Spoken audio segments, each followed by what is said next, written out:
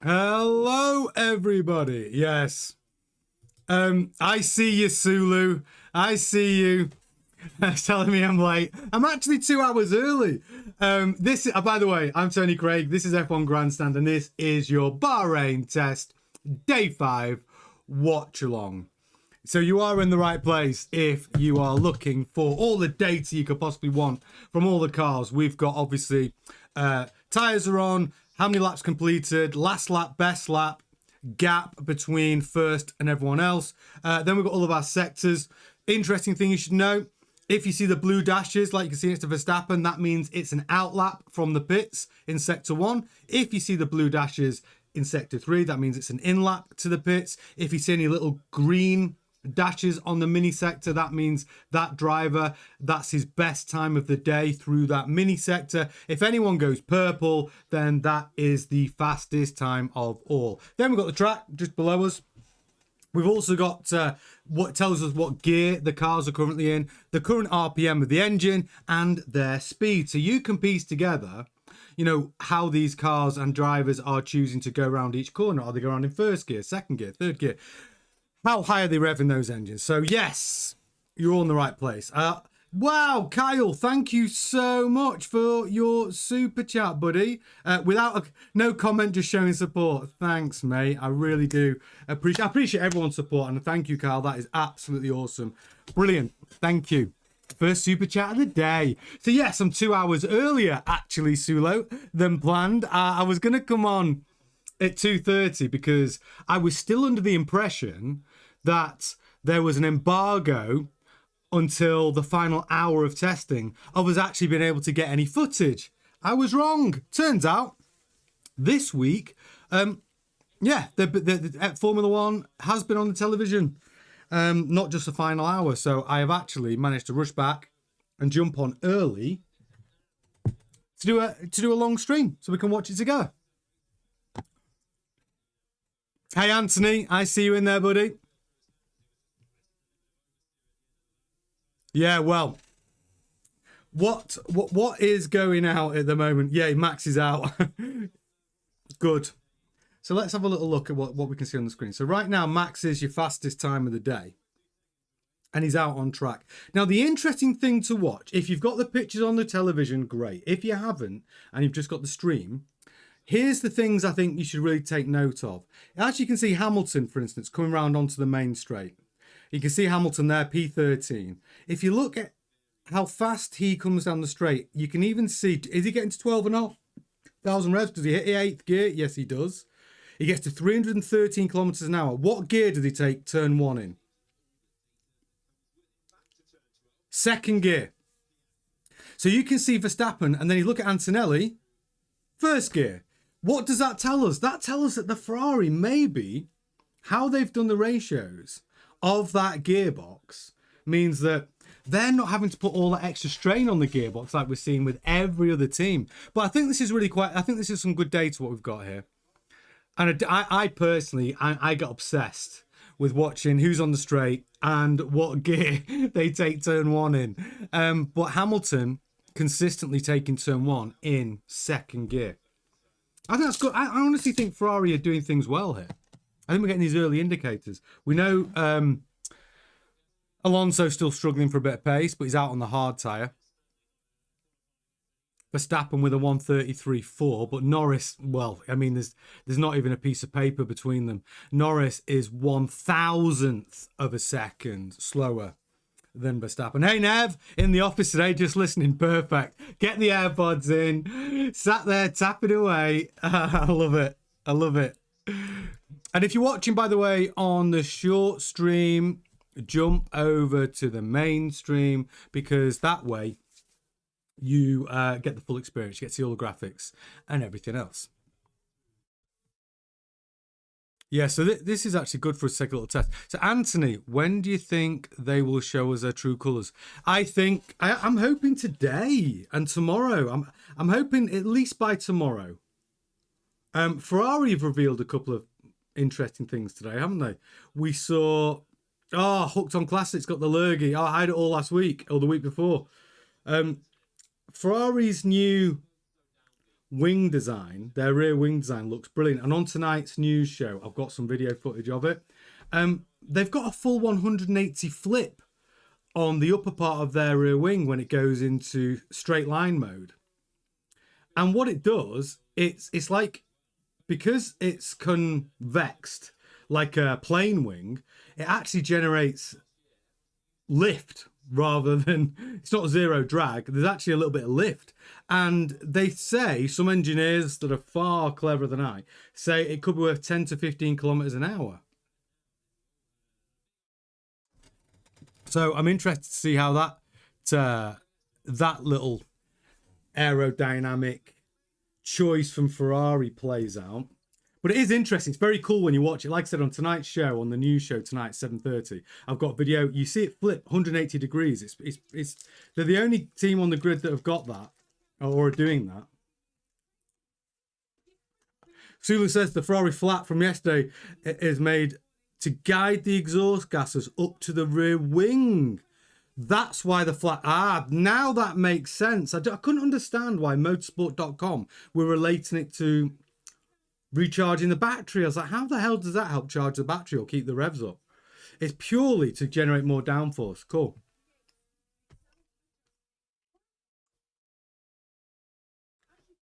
Yeah, Sulu.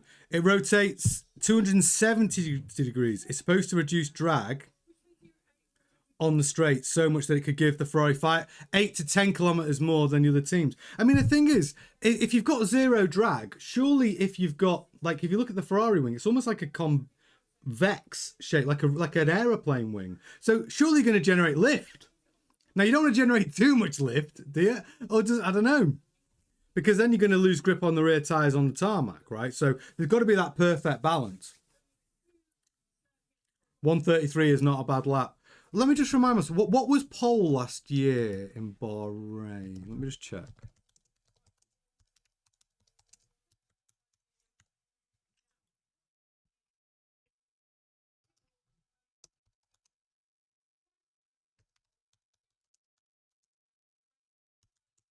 Let's see. Oscar Piastri with a 1:29.8. And that was the pole time. Now, what was the fastest time in the race?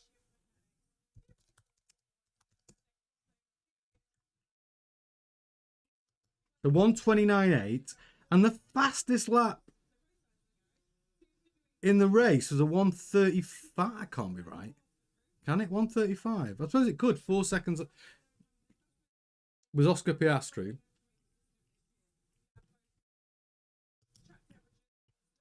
With a 1:35. So actually, 1:33 is not looking bad with these new cars. If pole sitter time was like 1:28.9, so call it 1:29,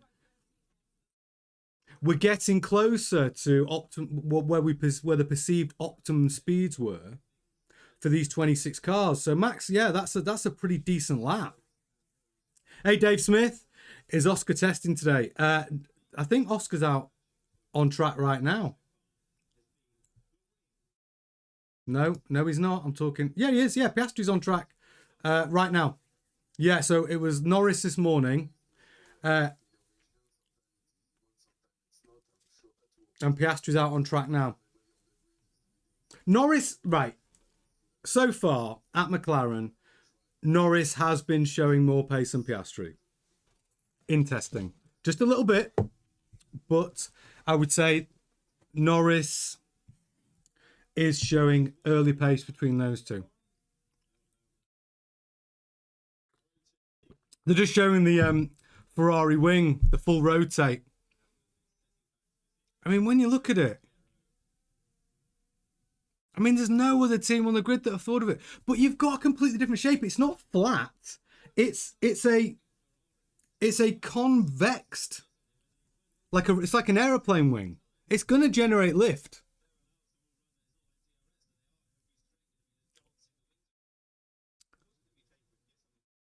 Yeah, Hooks on Classics talking about the Ferrari flap. Exhaust gas downforce, yeah. I thought thoughts on the front wing damage will take longer to swap due to the extra gadgets. Well, I think the extra gadgets are... not going to make too much of a difference of switching out like the front wing, because I think every front wing, all the gadgets are kind of intrinsic to the front wing design, and I would have thought that it would just be a case of some sort of trick plug for the electric. So when you plug the front wing on, it will just be literally like as it was before, I think. Kyle says Max is faster than George yesterday. Yeah. What was George's time yesterday? I can't remember off the top of my head. I don't know.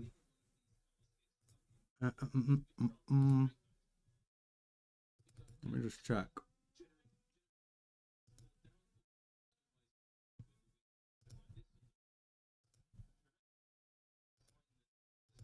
So George's time yesterday was 1:33.459. I'll just bring those up actually, so I've got them right. Yeah. Oscar Piastri yesterday was second fastest actually, with a 1:33.469. And Lando Norris was half second behind. So actually, see, I wasn't watching this yesterday, so I missed this. So Oscar Piastri showing, I think for the first day in testing, that he was faster than Norris yesterday. Interesting. Let's see what he can do today. Yeah, so George Russell was a 1:33.4. What's Max's time today? 1:34.4. No, yeah, same. There, oh god, it's nothing in it. It's not even a tenth. It's half a tenth. It's not. It's 100th. Get your head on, Tony. Yeah, Verstappen's time is 1/100th of a second faster than George's yesterday, and only 2/100ths of a second faster than Piastri. So they're all hitting around. So what that means is Mercedes, George, McLaren, Piastri, and Red Bull Max are all within 3/100th of a second for their fastest lap so far. Interesting. That's close.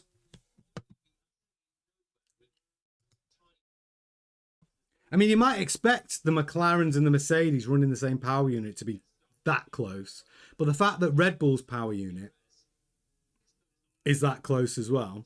But that is weirdly that is super close at the top there.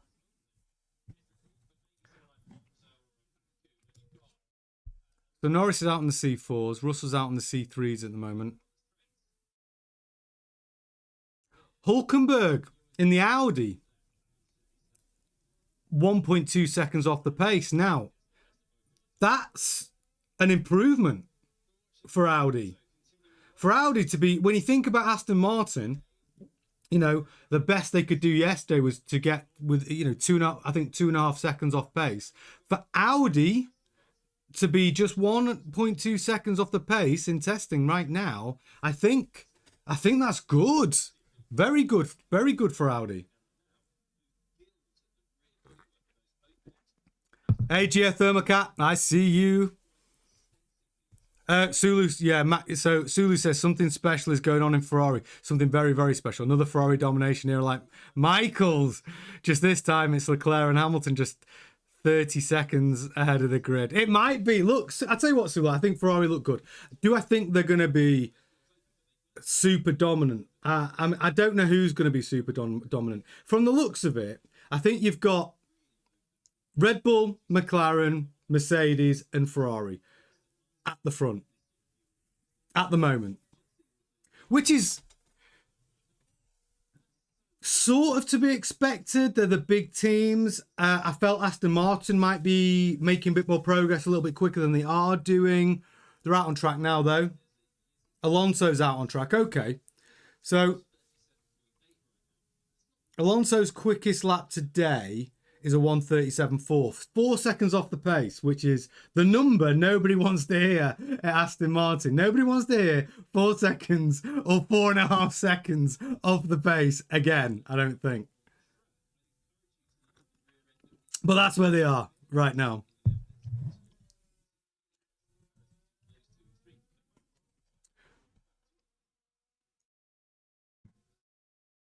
Geothermal Cat says, I'm not liking how far down the standing Hamilton is at the moment. Yeah, well, he's on the hard tyre for a start. And you got to remember, when they analysed the race runs from all the teams, it was Ferrari that were quickest over a Grand Prix. Over a long run. So I wouldn't worry too much about. I mean, Ferrari are playing around with some new tech today, aren't they? They've got their new Ferrari flap. They've got the new 180-degree flipping rear wing, which they're the only team to have both of those new pieces of tech on the car. I tell you what, if that Ferrari flap works, it's genius, because anyone else trying to copy that technology means they would have to literally redesign the rear of their car, because Ferrari designed the rear of their car with this flap in mind, and they had to generate, I think it was 60 millimeters of space where it was maybe unnatural to do so, and they engineered the rear for that in mind. Sula says Ferrari don't need to prove anything to anyone right now. They are thinking outside this world. Let them experiment a bit. Yeah, I think that's what they're doing. They're trying out some stuff today, which I'm here for.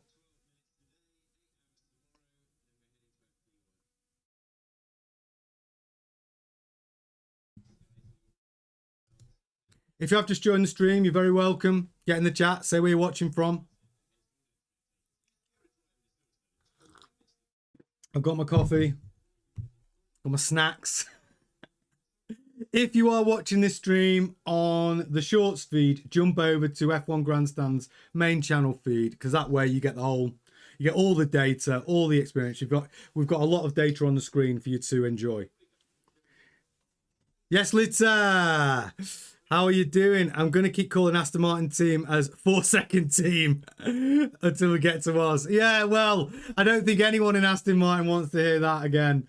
4 seconds. But yesterday they looked better. I think they're only 2.5 seconds.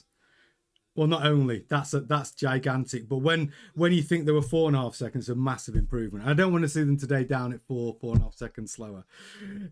So we've got David Tringle watching from the USA.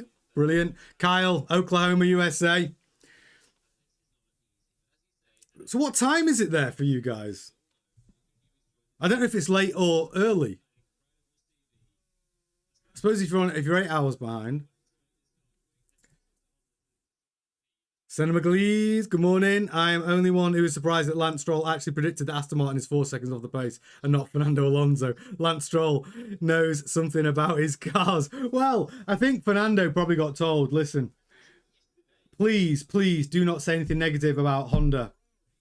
And Lance Stroll, I think, with his unique position of his dad owning the team, means that, he'll say what he wants, won't he? Yeah. And he wasn't, but here's the thing, he's not wrong, is he? Like, the facts are the facts. He's not making those numbers up. They're for everybody to see. Aston Martin are 4.5 seconds, or when he was talking about it, were consistently 4 to 4.5 seconds off the pace. Mark Callahan, 7:50 a.m. from New York. Love it. Having your coffee.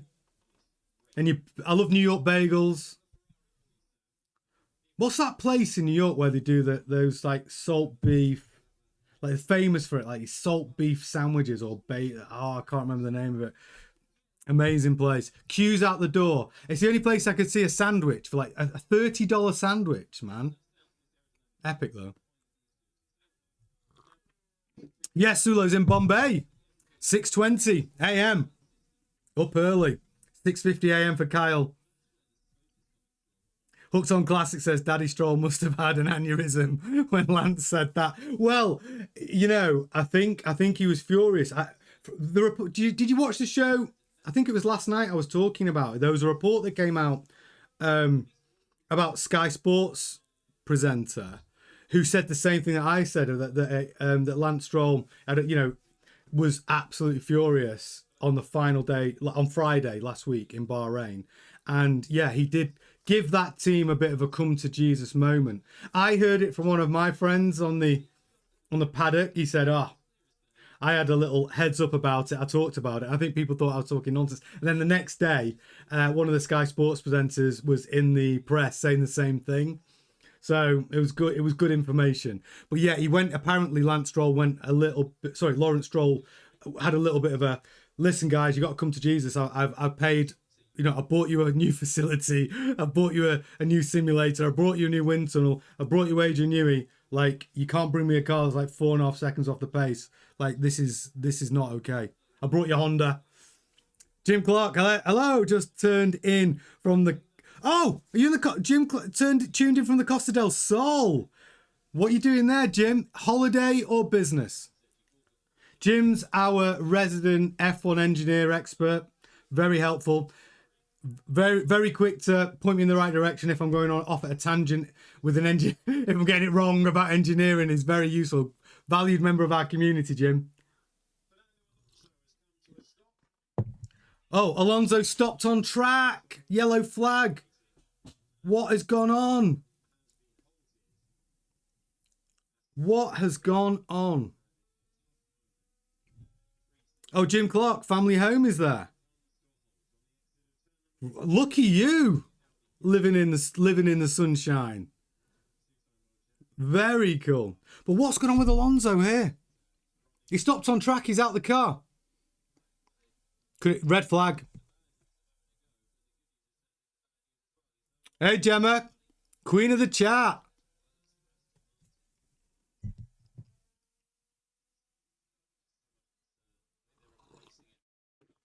You need to behave yourself now, because Gemma's kindly volunteered to help moderate some of the chat.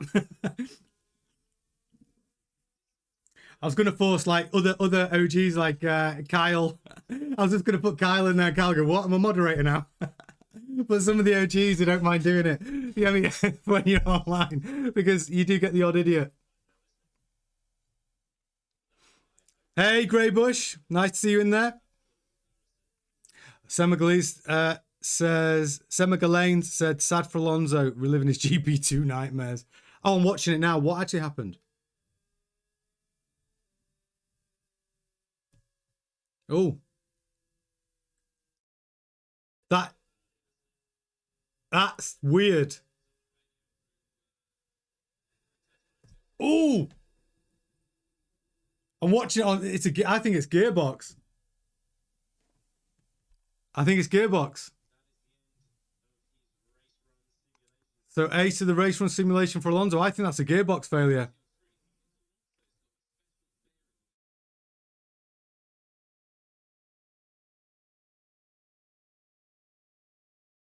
Yeah, red flag. If you watch the footage that I just watched of Alonso coming to a standstill, it just looked like when he was trying to change up gears. The gearbox, it didn't change up, and then he changed down a couple of gears, and it just sounded awful. Yeah, yeah. I think that's the Aston Martin gearbox. And if you've watched this channel before, you'll know I did a whole show. Well, it was on the thumbnail. Well, it wasn't just about that. That was one of the big segments of the show, which was the Aston Martin gearbox problems. David Ringle says maybe Alonso thinks he can run around the track faster than driving. Well, he can now. Yes, Mark. New F1 fan. Love the show. Pulling for Gasly to have a big year. Gasly is my most underrated driver on the grid. Honestly, Mark. Gasly, last year, what he did in that Alpine, and the Alpine was honestly a bag of spanners. He scored all the points. He outperformed the car, definitely. I think Gasly put him in a great car. I think Gasly's capable. Yeah, I'm rooting for Gasly as well, and I like him as well. I think he comes across really well. He comes across like a good lad. Do you know what I mean? Like a nice guy, solid. Anthony says, I haven't got to watch it. That's why I'm here with you. Oh, you haven't got... Yeah, okay. Well, I'll try and give you all the information. Well, I'll tell you what's happening right now. Yellow flag's still on. Alonso is stood by the Armco, just watching the tractor come to pick up his car. Hey, Cedric, I see you.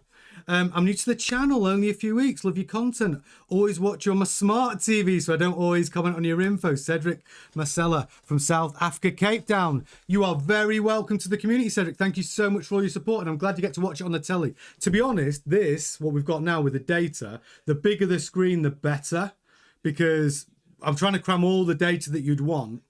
But obviously, you know, bigger screen, you'll get to see it all better. Jim Clark, I think they're having trouble putting the electrical power down to the rear wheels through that gearbox for some reason. Something in there is not up to the task. I mean, Jim, you were mentioning that it might be something to do with, they might be able to, because of working with Honda, that maybe they could get a new, it could be about the casing of the gearbox, maybe. So, or do you think this is worse than that? It could be a new, like a redesign needed. Oh, Jim Clark says, sudden torque, methinks.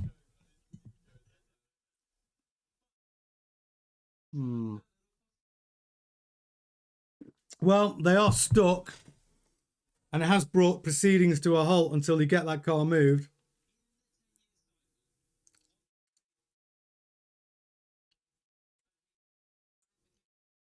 Oh, Gemma, with great power comes great responsibility. Gemma, queen of the chat, moderator status. I didn't realize you get a little blue. First time I put, look, I'm still learning about this stuff as well. You go blue, Gemma. All your name's in blue. My crypto space. Yes, we are live. Great to have you with us, buddy. I'm so glad Newey did not go to Ferrari. Well, I actually think that Newey, here's my opinion on Newey. Like, he's still cooking. Gearbox is quite a big thing to get wrong, though. If the gearbox is like not fit for purpose, I don't know how quickly they do a redesign, have it homologated, have all of their sprockets sort of submitted for the year, or so they get the tick saying they can, you know, all of those designs are in, because they're going to be guessing. I don't know. The gearbox, if it is the gearbox, it is a big issue. I don't know why they didn't let Honda do the gearbox. You know,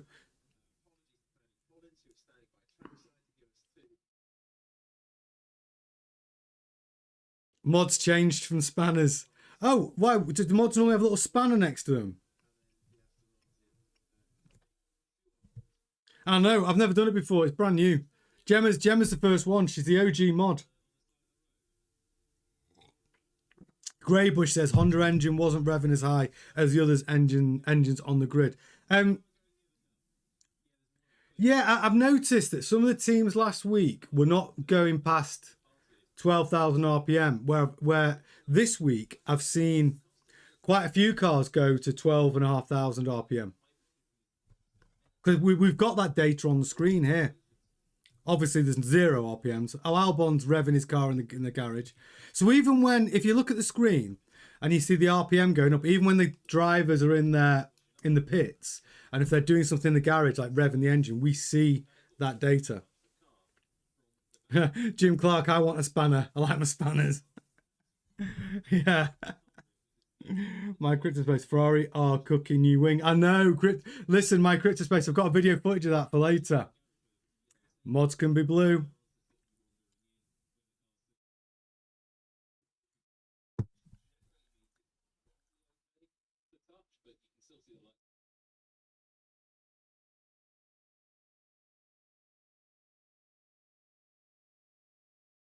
So why is the car still... So that Aston Martin, the car is still powered up. They haven't turned it off.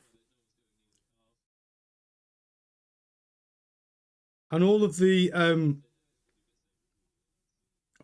marshals that are helping to move the car, they've all got the big marigolds on because of the electrification. Another reason to get rid of the batteries. The marshals are all wearing these massive rubber gloves just in case there's some sort of technical issue and they don't want to get an electric shock. We shouldn't be talking about the potential for getting an electric shock in Formula One.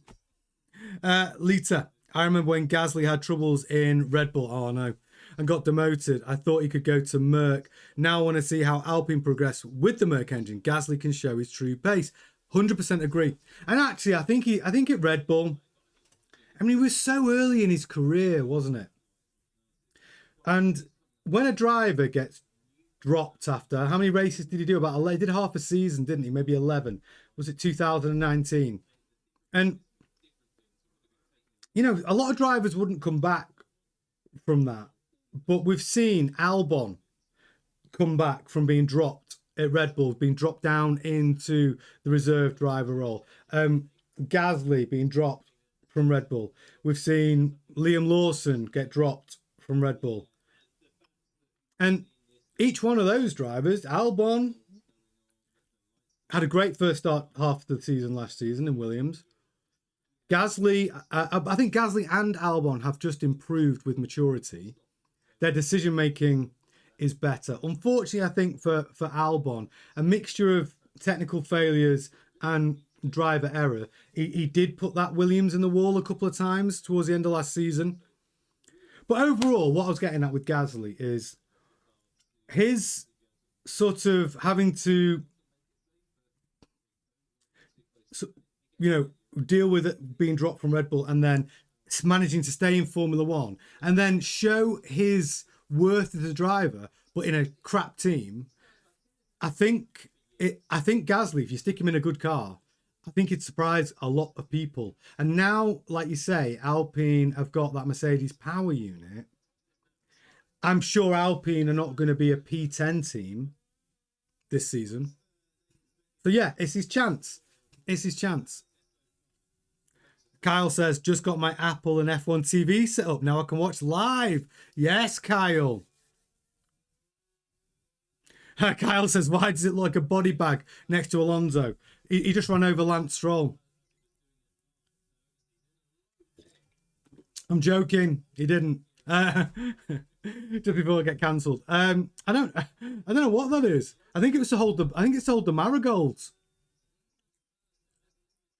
Jim Clark says Red Bull is very unforgiving, but they do give new people a chance in F1. This is true.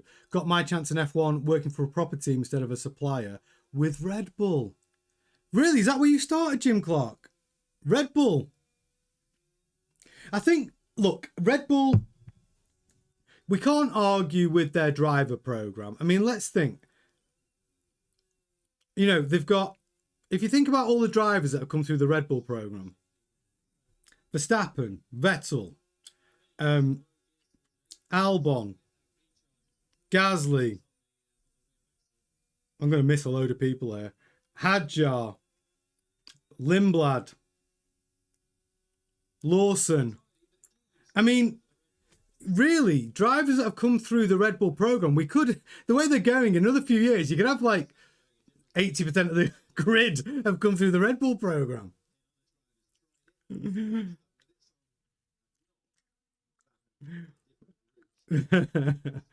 Kyle, I wonder what will happen when one of these batteries catch fire in a race. Well, yeah, these are the things, aren't they? Like, what happens? How safe are these batteries, like these bigger batteries now, under impact? I mean, I'm sure everyone will say they're safe, like Tesla batteries and everything else, like the technology is safe.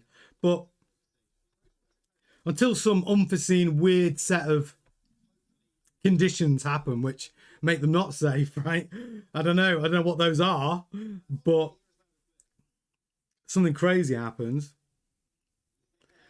So Massacre Aggression says, yeah, that's a huge question. They go up in seconds. Like, I just don't know what happens. I know that they're very difficult to put the fire out. I know that. I've seen that they can't, you know, these batteries, to actually stop them from burning can take days. Geothermal Cat says flagship phones are using fancy battery tech these days, avoiding lithium altogether. And also what happens when they go to solid state batteries, which are basically one big capacitor, isn't that like driving around with a effectively like having a bomb in the car? Because you've got all of the power in like a capacitor. I don't know. And what happens then? How safe are they? The solid state batteries. All this is new stuff. And there's loads of things. Everyone thinks they think of every single permutation of a situation that could be so that it's deemed safe until that one wacky situation happens where, oh, I never thought that and that and that and that could happen. Oh yeah, well under those circumstances, which are a million to one, yeah, the battery blows up and everyone, you know what I mean? Like I don't know until that incident happened. Sulu says, I remember I watched Richard Hammond crash the Rimac concept car on my TV. They said that the fire lasted 5 days because the battery had 8,000 cells. Yeah, and that was a horrible crash in that Rimac. I mean, he was gunning it. Yeah, I mean, hell of a car though, that Rimac. The what? Do you know? I think it's Nico Hulkenberg bought a Rimac. I saw it on one of his videos in Monaco, and it looked incredible.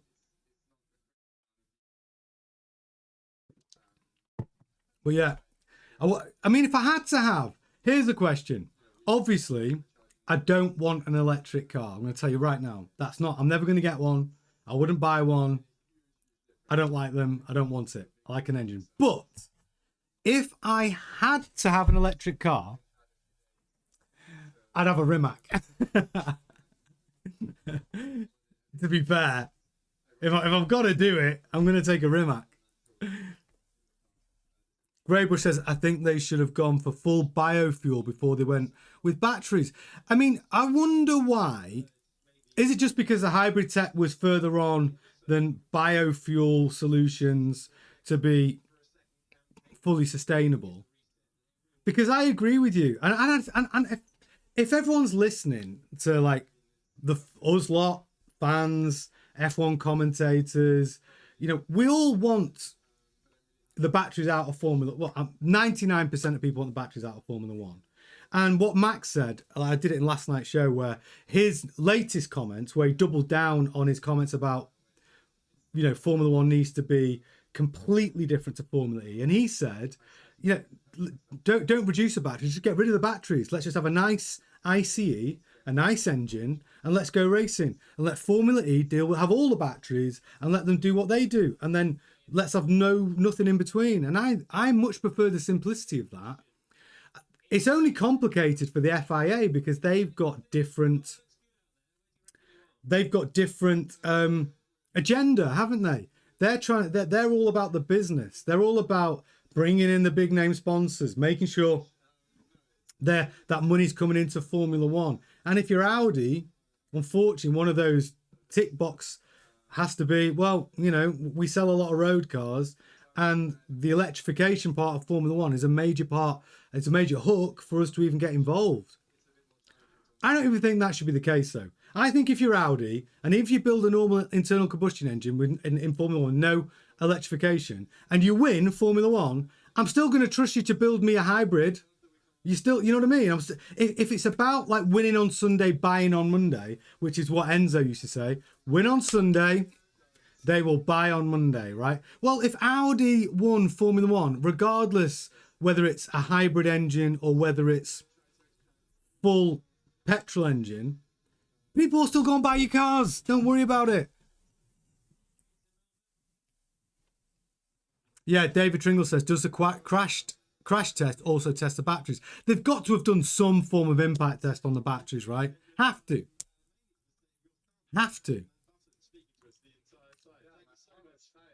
Kyle Melson says, if they run an airliner with biofuel, they should be able to run a car. Oh, they're running planes on biofuel now. Wow. Yeah, well, agreed.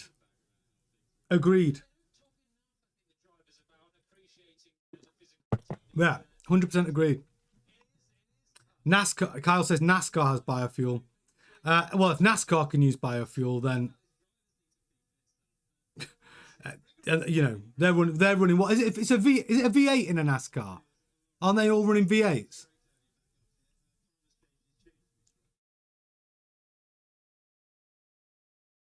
Yeah, my crypto space pointing something good out there. The Ferrari race start looks rapid fire. I watched the practice race start at the end of this morning's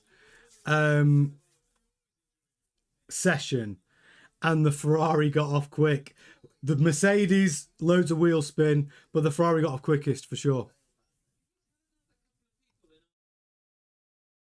All right, thanks, Kyle, thanks, Phil. Yeah, V8s. So if you're running V8s on biofuels, and you know, I think we can do that in Formula One. I think that's going to be the sweet spot. And I think that if I did a video ages ago about it, Toto Wolff was saying the same thing, and he said most of the manufacturers or teams agree that V8s with biofuels is the sweet spot for Formula One. Mass Aggression says, so did the Ferrari engine in Haas too? Yeah, Haas looked decent. The Haas got away off the line well as well. Haas are going to surprise some people this year. I think the Haas package looks great. I think they're going to improve on what they did last year. Haas will get a podium this year. They'll get a podium this year, for sure.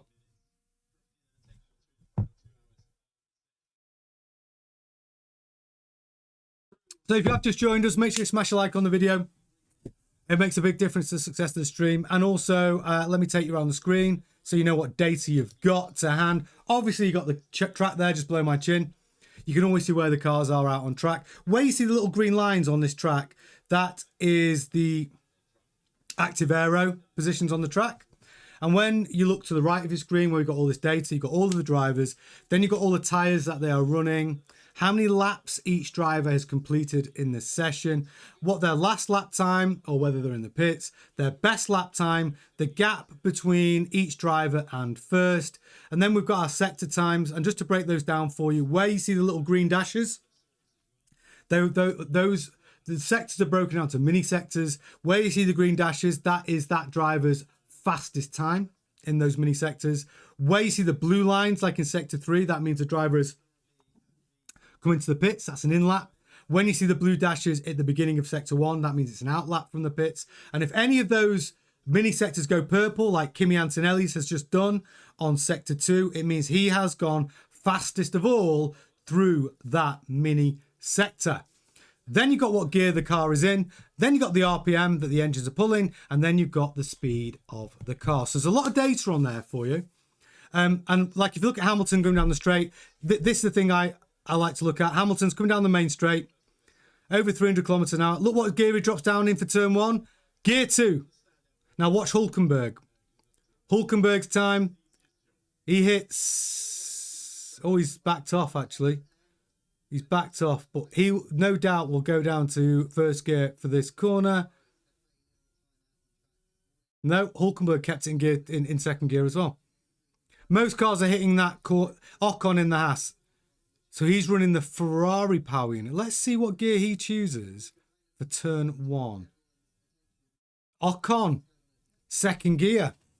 So the Ferrari power units, Ferrari gearboxes, obviously Haas running the same, Ferrari gearbox, always dropping down into gear 2 for turn 1, whereas Antonelli, first gear. So the stresses on the gearboxes are very different for the different teams. Verstappen always drops, he always hits first gear, turn 1. Piastri, Norris. I wonder whether the teams are going to be changing their gear ratios somehow.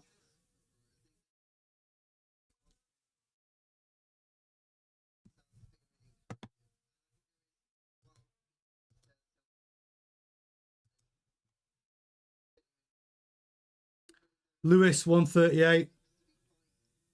But, I think Lewis is on a long run though, because Lewis is running, let me just double check on this one. He's running this hard. He's on C1s. So he's running the hardest tyre.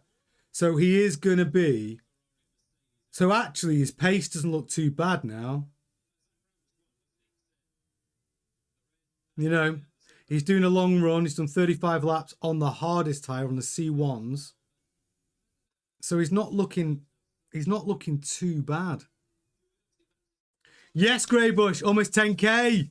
Yes, I set a little goal. I thought, can we get to 10,000 subscribers before round 1, Melbourne?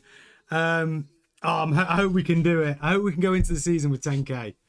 Because you got to remember, we got together. This whole channel started. The first content we put out, or I put out, was on the 18th of July. So it's honestly, this community is the best Formula One community, not just on YouTube, on the internet.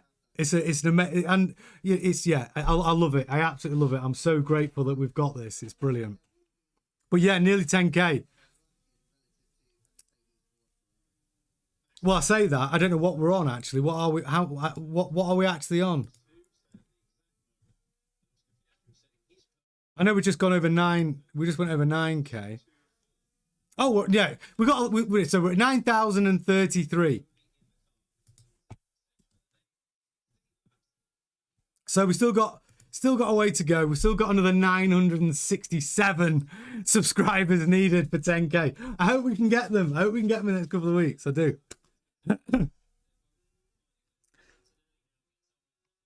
Jim Clark, love NASCAR. I've made quite a few engines for NASCAR many years ago. Ford V8, Mega Blasting. Yeah, they are loud, aren't they? I've seen a few YouTubers who have bought like old NASCARs.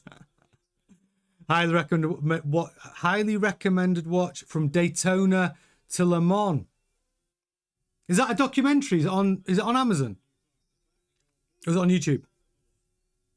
Yes, Sulan. Yeah.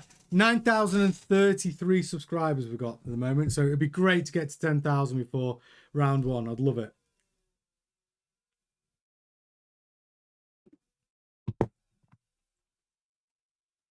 Amazon, brilliant. Hooked on Classics, poke that button, folks. Absolutely. If you have just joined us, get in the chat. Say hello. Tell us where you're watching from.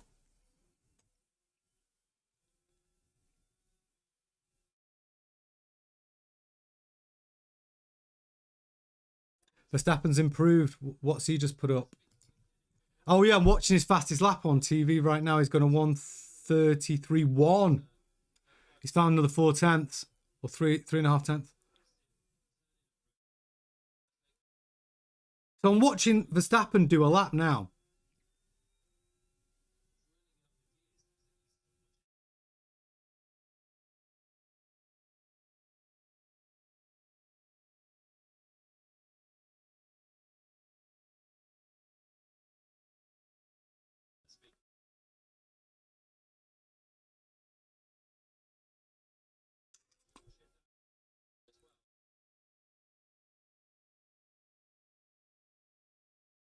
Max, the way he's driving this car, he's really using the gears to slow the car down.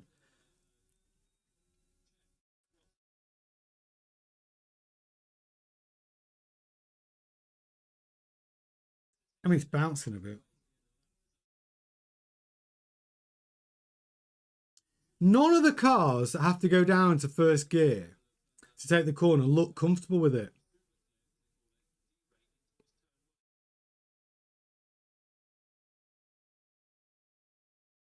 Peter Arnold, got my AirPods in and work avoidance in progress. Can't wait for this season now. Listen, don't get fired, right? But yeah, it's honestly, it's hotting up. It's getting exciting, and I think at the moment it's so close between Red Bull, Ferrari, McLaren, and Mercedes. But like I said, I mean, we have to look at teams like Audi. I wasn't expecting Audi. If Aston Martin are 4 seconds off the pace, Hülkenberg and the Audi being, a couple of seconds behind Verstappen is not bad at all. I mean, he's not even a couple of seconds. He's 1.52 seconds.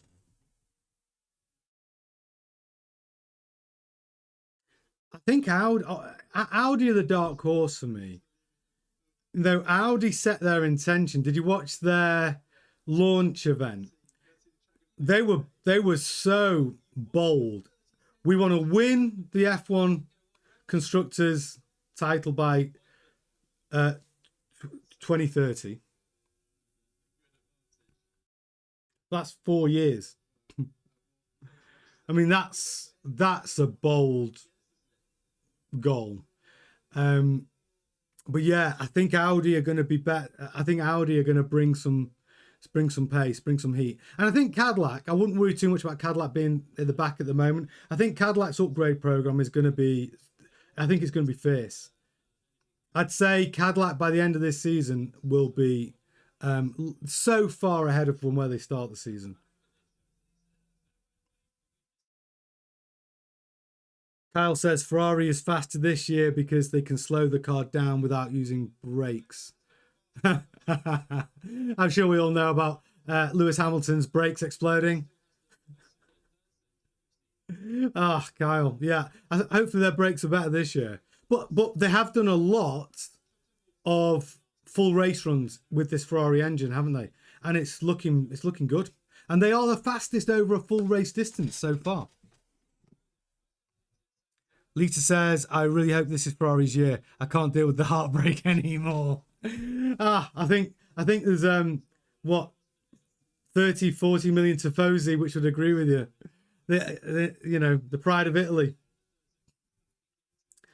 Everybody who's a Ferrari fan is desperate for a win. And even if it's not a win, like just not to be shit. Truthfully, not be miles off the pace. Like, be up there competing.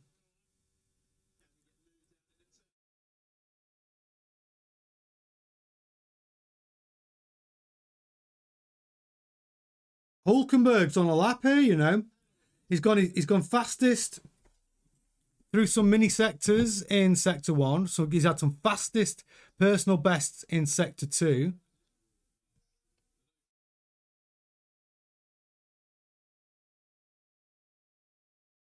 Coming up to turn 13. Yeah, he's had a fast sector 2.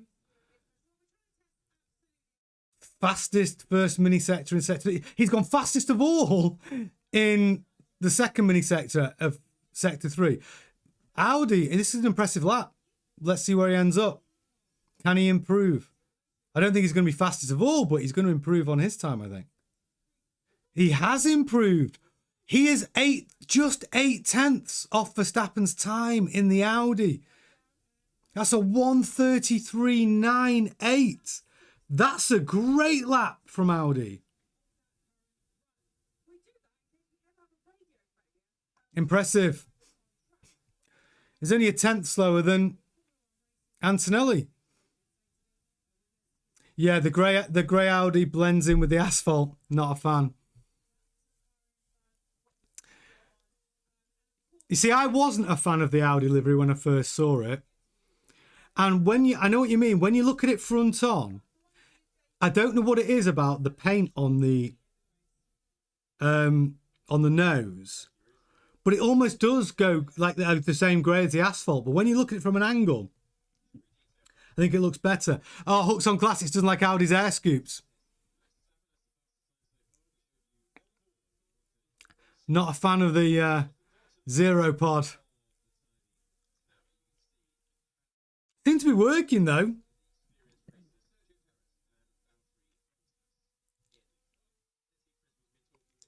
Zulo says the Ozempic on the side pods finally kicks in. Yeah, it's working. Something's working here.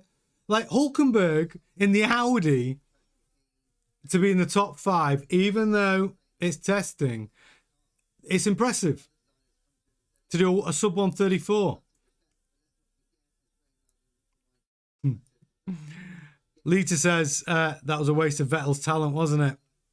You're talking about being at Ferrari. Oh yeah, because Graber said it was disappointing when Vettel went to Ferrari and the team was shit. Yeah, I mean it's not just Vettel, is it? Vettel, Alonso. You can go back further than that. Mansell, Prost, Leclerc. Been there what 7 years? He's good enough to win. Yeah, they've not got a great when they've had the best, arguably the best drivers. Not quite worked out unless you're Michael Schumacher and Kimi Raikkonen. You know, to win in a Ferrari was decent, but it was around that same time. What was it, 2007? So it was around the Schumacher sort of era, and when he went back to Ferrari, which I think was it 2014? Yeah, it was just awful.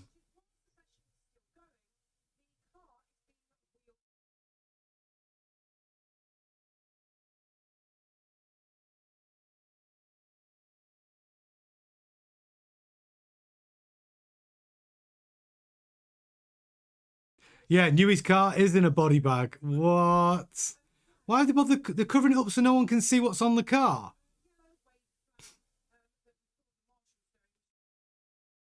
So they are allowed to cover their car as they walk the car back.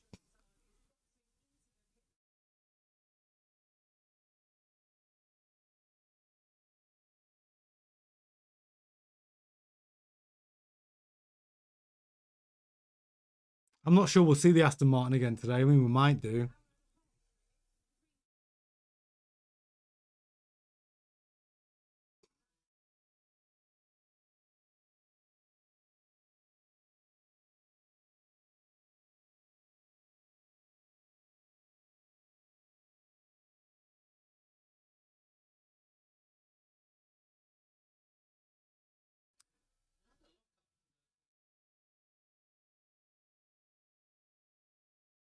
Mercedes not doing well in turn 10.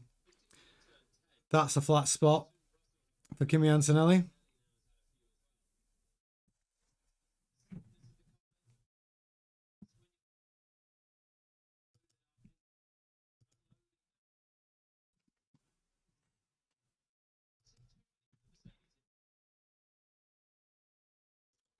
Yeah, I'd be surprised if we see the Aston Martin again today. Hooked on classics. Audi air scoots look horrid. Does no one like them? I don't mind them, you know. I'm not. Look, I'm not. I think Newey's sculpted, you know, side pods still like they look awesome. But I think if you're out, I don't know. I think Audi are doing something, or I think doing something well here. That's a good point. We'll see how fast Newey can adapt. I mean, you can't keep losing vital track time. You got to remember, like Honda need the data. And then you see other new teams, Audi, who seem to, yeah, they're making alternative design choices, just like Newey. Newey's gone with some exaggerated design choices that other teams haven't gone with. Audi are doing the same thing. Yeah, Audi, you can't argue with that. They built their own power unit as well. So, yeah, I'm impressed with what Audi have done here today so far. And they've still got 2.5 hours left.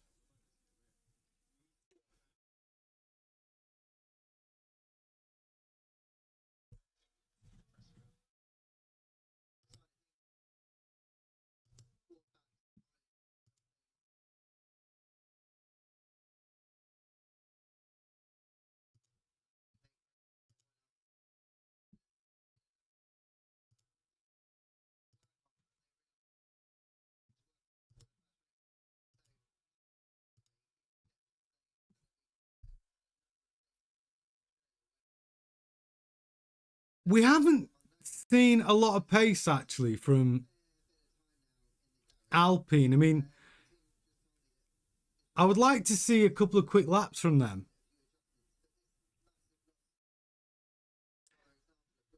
Jim Clark says Adrian will not fail.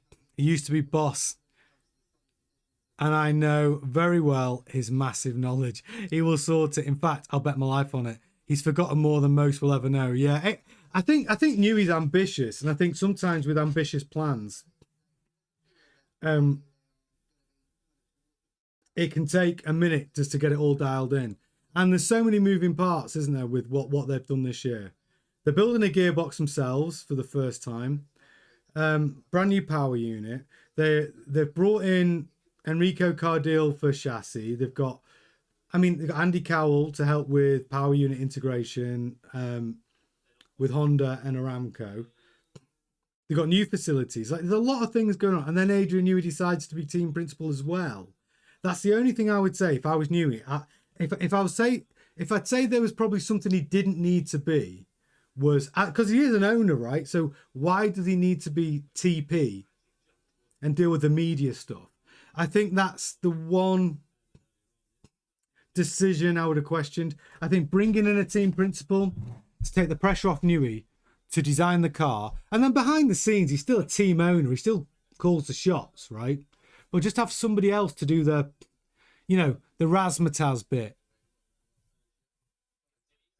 Do the interviews, talk to the press. Because Adrian Newey, while he's trying to sort these problems out, he doesn't need to be answering questions from the press at the same time. Have someone else do all that. Just let Newey concentrate, sat at his desk trying to solve it. I do think that would have been a better situation, honestly, for him.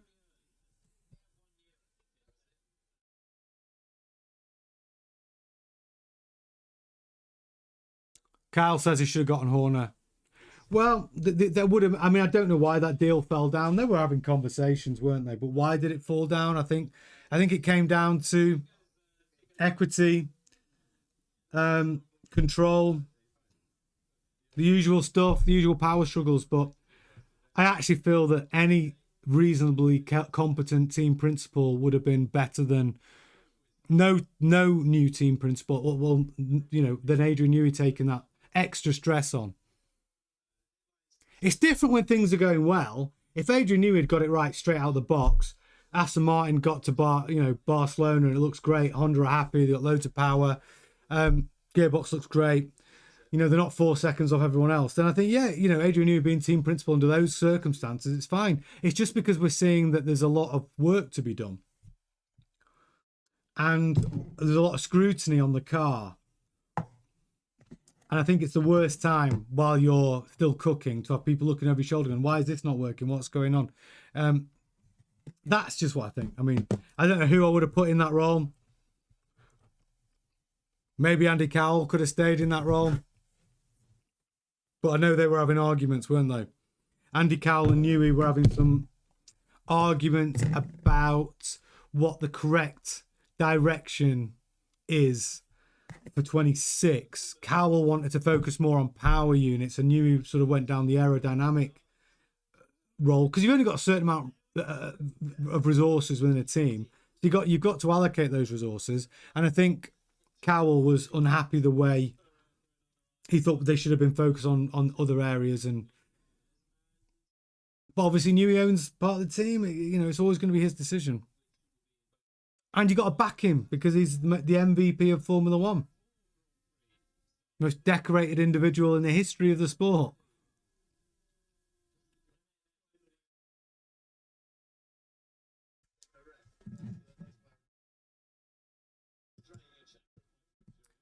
Greybush says the design is choking the engine. Oh, on the Aston Martin.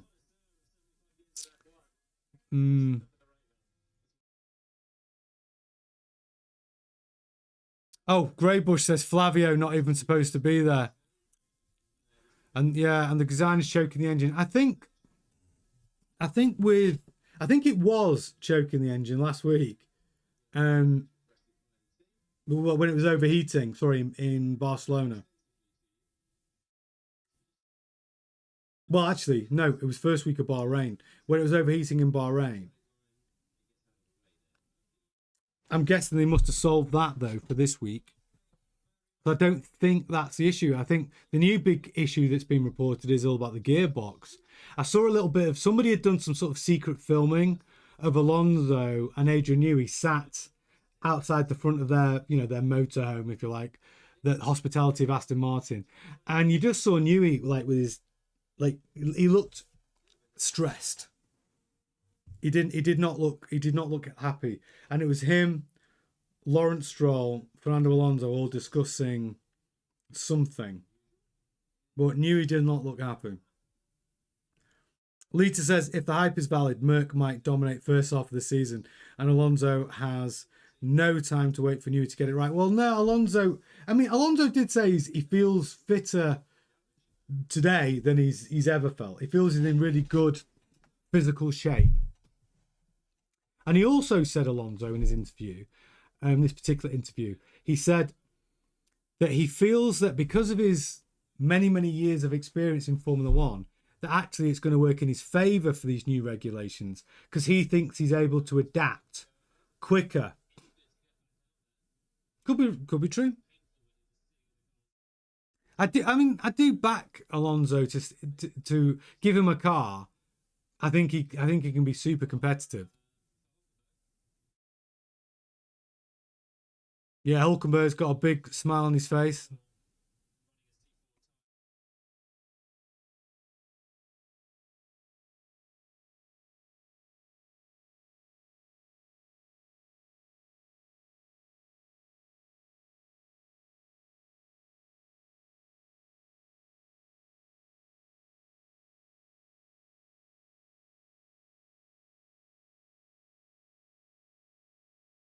Yeah, they talk about it on Sky Sports F1 now.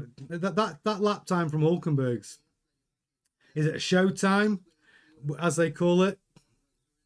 Carl says, I'm still an Otmar Shazna fan for the next vacant team principal role, second to Horner.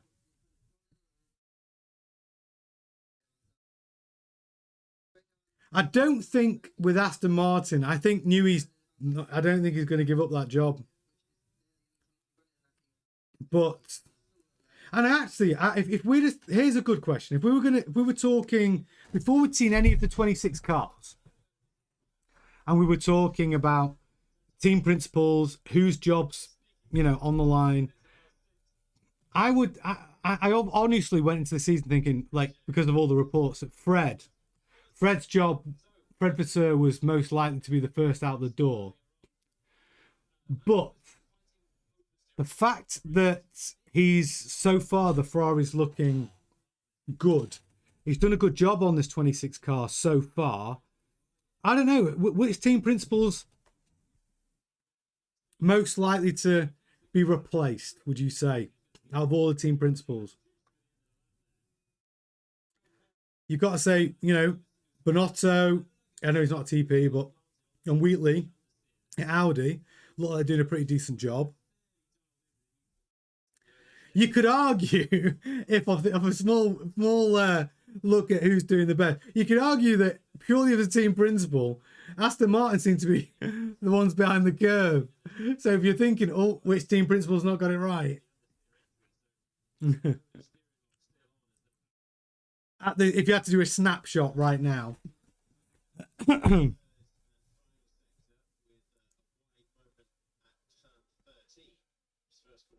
But I think Fred's done a lot so far to give the higher ups like John Elkin, Piero Ferrari, I should say, and all the sort of owners of brand Ferrari. They probably have a little bit more confidence in the work he's done in bringing this SF26 together. Because this is basically Fred's first car. Cardile pretty much designed the last platform car, and that's why all the engineers said last season, we can't do anything with this car. This is Enrico Cardile's car, and it's shit. It's his fault. And Fred said, well, we're not going to do anything on the 25 car. We're going to focus our attention as much as possible on the 26 car, because Fred knew that that's got his fingerprints and his name all over it. So he knew if he could just keep his job long enough to get this 26 car out, that's what he'll be judged on. So probably sensible. Piastri's gone quickest. He's done a 1:32.8. He likes Bahrain though, doesn't he? Yeah, first hit 1:32. Kyle says first hit 1:32, and Jim Clark says Bonotto's a good guy. I liked him, and he was a good gaffer. It wasn't his fault, the problems he had. Was it just Ferrari politics, Jim, that sort of hampered Bonotto from winning or building a car that could win? Was it just usual Ferrari kind of philosophy? Oh, and Jim Clark says Ferrari Fred is also a good gaffer now though as well. I mean, Fred, I think this was it for Fred. I think, all right, you deliver your car, we'll judge you on that, and but the thing is, we're going to judge you very quickly on that car. If that car's not looking good in the first 6 races, that was the report that he'd be gone. Yeah, Lita says, my God, I forgot Ferrari likes to horse kick their team principals. They've just got, I mean, Jim Clark in the chat's the best person to answer this because he's worked there. But I'm guessing from the outside, it looks like Ferrari have this unique sort of philosophy. I mean, it comes across from the outside like a bit of a lack of discipline, doesn't it? Fred looked like he had a lot of sort of dissent in the ranks last year. Engineers kind of being unhappy, and what that engineer at Silverstone who was almost coming to blows with him and arguing with him. It felt like there wasn't like it felt like in Ferrari, I don't know if it's the passion or the philosophy, but it felt like the discipline didn't still look like it was there. And Jim Clark says, yeah, it still does. It just seems like a very unique way of working at Ferrari. And also, well, like I said, there seemed to be a bit of a blame culture last year where all the engineers decided to blame. Well, it went like this. John Elkann blamed the drivers and said, shut up and just drive. The fans were looking at the engineering solutions, you know, the lift and coast, the brakes falling apart, and like the ride height issue being a problem. So all the fans are going, well, they're engineering things. Why haven't the engineers sorted that out? Then the engineer said, well, even though we're the engineers of this car, it wasn't us. The actual car was designed by Enrico Cardile, and this is his car, and there's nothing we can do with it. And then it's sort of like this round robin of, like, rather than just fixing it, maybe they couldn't fix it. There was just kind of everyone's pointing the finger at each other. Was that mass aggression? Massacre aggression says. Lewis said they love the lunchtime. Yeah, but you know, if you ever had a lunch in Italy, oh, you'd love your lunchtimes too. Oh, the Italian lunches, yes, please. You can't go wrong with some Mediterranean fresh food, gorgeous salads and pasta. Oh, I'm all over it. Sulo said, to be fair, Bonotto did make a championship-worthy car in 22.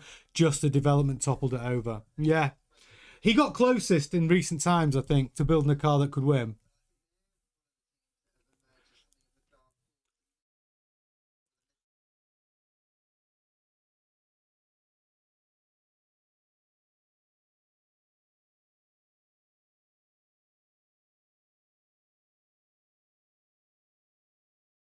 I mean, when you look at the top six here, 1.2 seconds between the top six. But more impressively, for Audi to be mixing it up with Mercedes, when Audi have built a power unit for the first time in Formula One, just like Red Bull Ford have done with Verstappen, I think this is, I think this showing today is pretty impressive. Well, very impressive. I mean, Bortoletto is 1.3 seconds slower than his teammate. But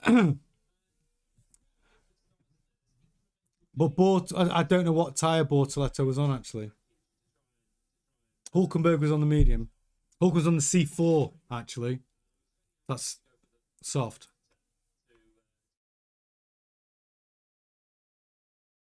So Piastri's on a C3.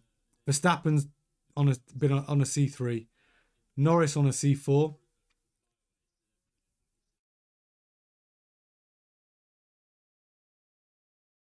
Yeah, Sula says Jim is living the life, really. Living in Spain, working in Italy, not saying it's easy to work for Ferrari.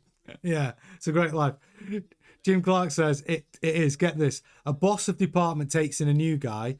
Ferrari policy is the guy gets a massive bonus after 2 years of service in that department, and suddenly after 20 months you get moved. Wow. David said start a petition.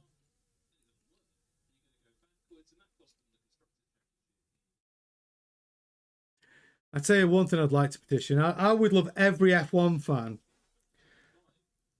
to petition the FIA to say ban batteries. Ah, the Cadillac.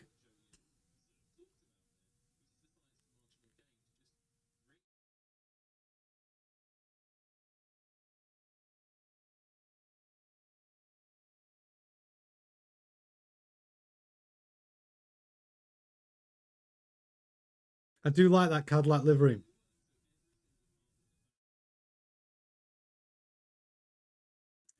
Dawley says, FYI, the test tyre not showing on data is a C3 made in Turkey.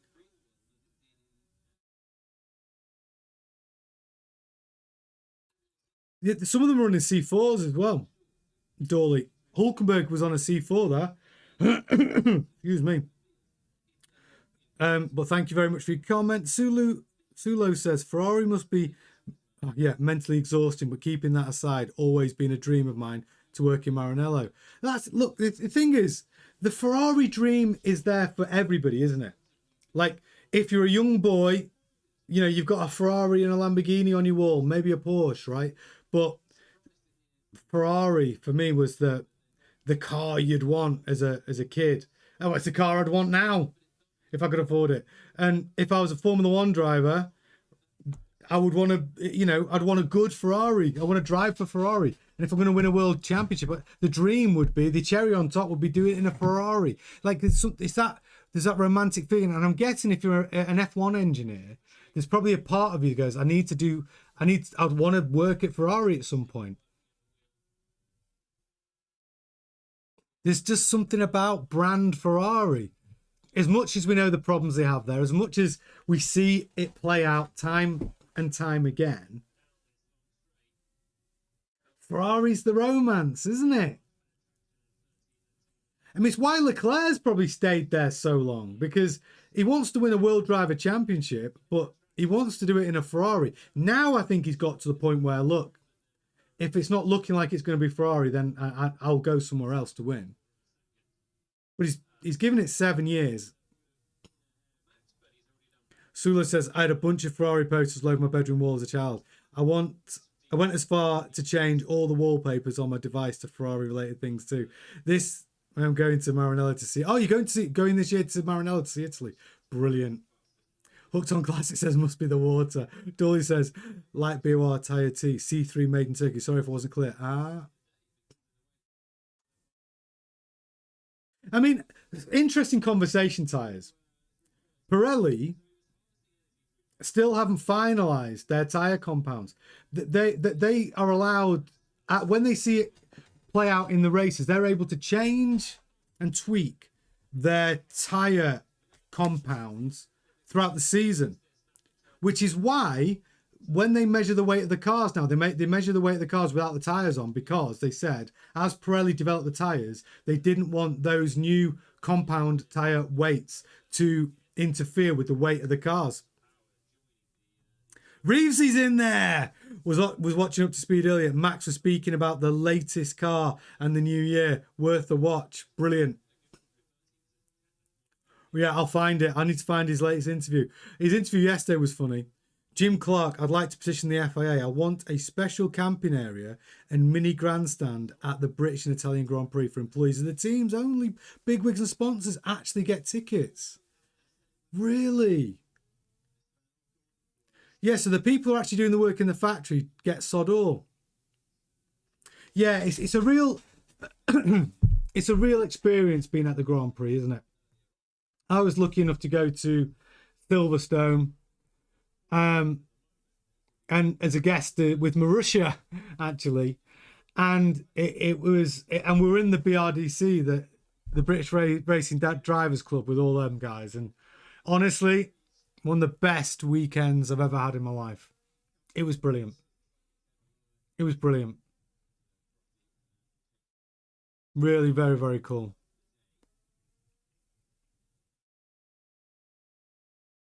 I mean, the goal for this channel, if we got big enough, it would be great to actually take. I don't know how possible this is. One day, we've got to manifest it. But if this channel grew to the biggest fan channel on YouTube, for instance, and it was making, we had resources, wouldn't it be brilliant? Even if we couldn't go to the Grand Prix, but to put on an event where we still streaming live. And we could get some big screens, and we're near the Grand Prix, and have a great big party that everyone can come to. But we'll still stream like the watch-alongs, but we'll be in and amongst it, like the Grand Prix sort of environment or experience. It'd be really. Look, that's a dream, but that in a few years' time to get to that would be brilliant.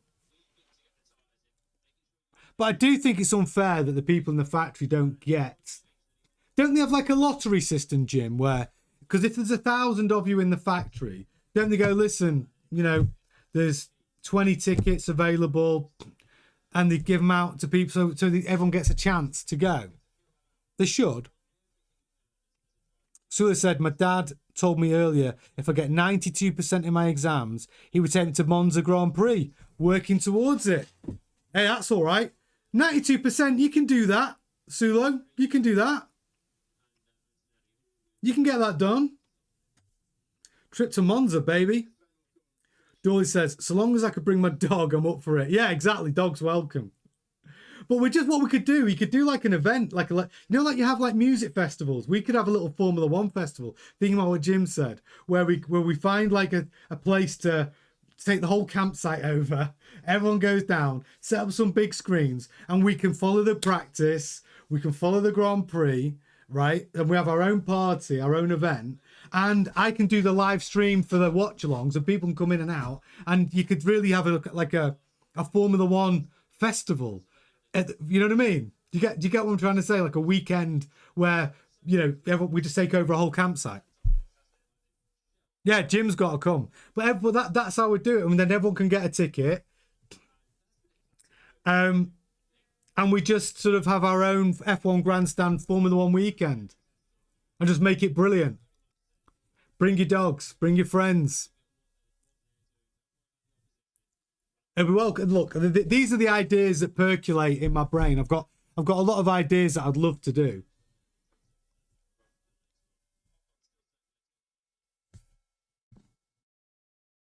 F1 grandstand in the grandstands, exactly. Yeah.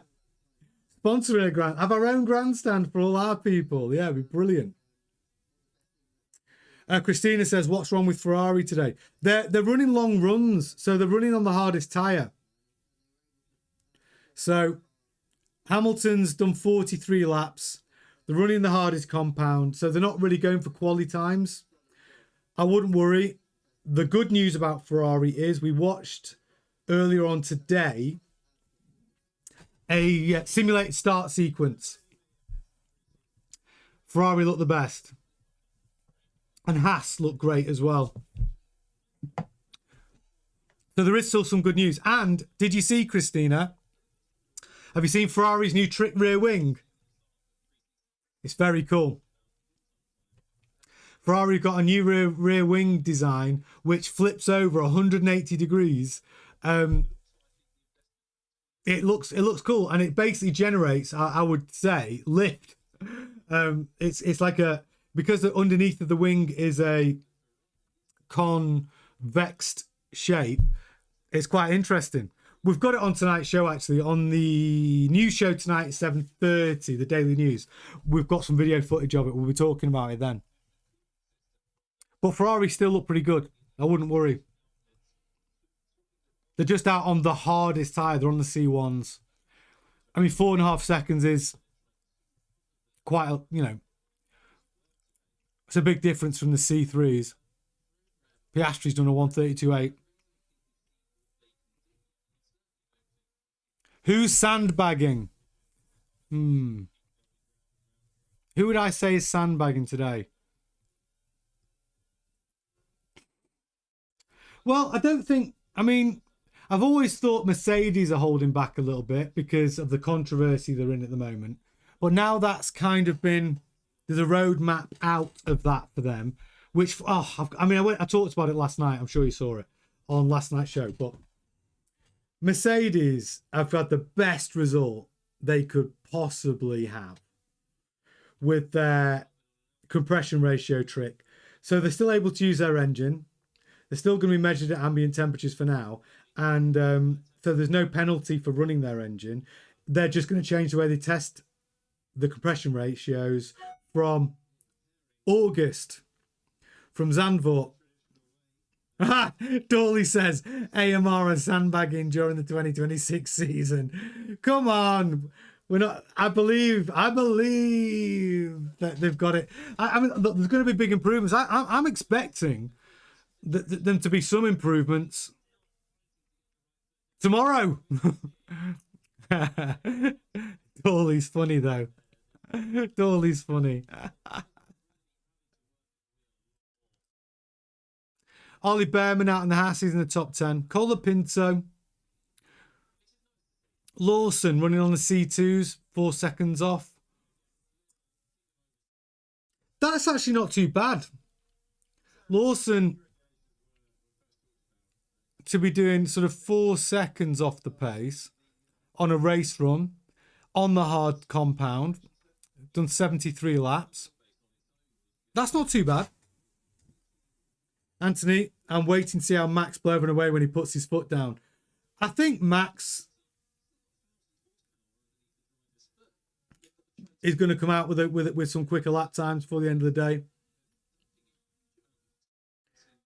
Jim Clark says it's the weirdest feeling seeing your work live on TV, and you has actually made it, can't get near it. Yeah, I mean, that must be the most frustrating thing. How many people work at Maranello? Is it like, so it's got to be over 1,000, hasn't it?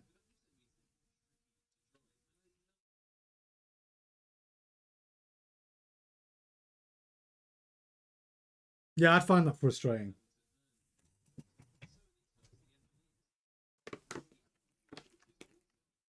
Oh.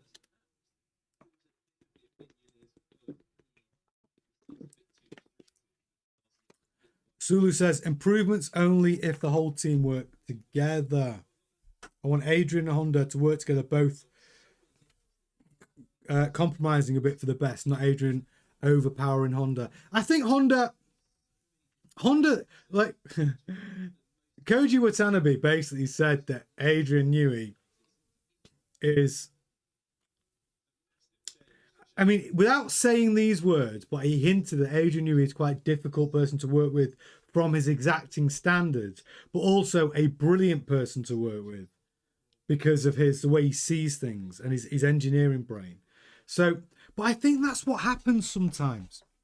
I think sometimes some of the most difficult situations with the most brilliant people, you can get the most incredible results because everybody's been pushed to the limit of their expertise and talent. And the result can be brilliant. It doesn't mean it's not a hard road, but the outcome can be brilliant. And I'm hoping that's what's going to happen with Newey and Honda. And you've got Cowell in there. You can't discount Cowell's brilliance when it comes to power units. No, he was at Mercedes for the glory years. And a big part of their success. Toto Wolff said as much.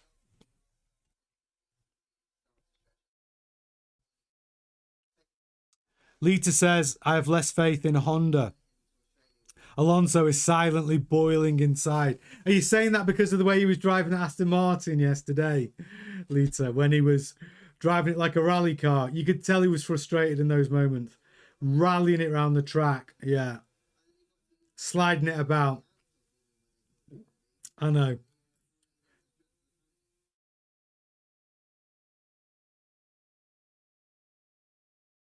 Verstappen with a practice start coming out the pit lane.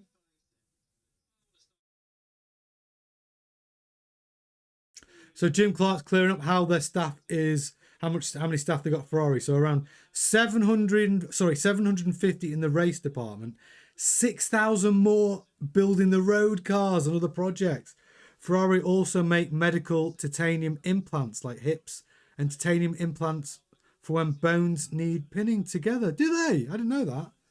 So you can be powered by, you break your leg, you can be powered by Ferrari. I would have that written on the metal as well. I hope they do. Please tell me they do, Jim Clark. They've got a titanium hip. Get your words out. And on there's an engraving that says powered by Ferrari. Wouldn't that be brilliant? I hope they do. I hope they do.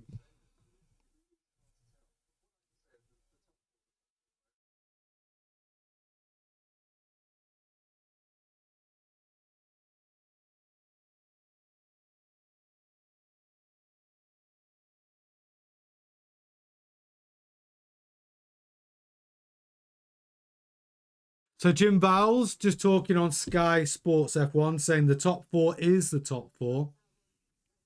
And everyone else is pretty darn close with each other. So what's he saying there? Red Bull, McLaren, Mercedes, Ferrari. This is your top four teams right now.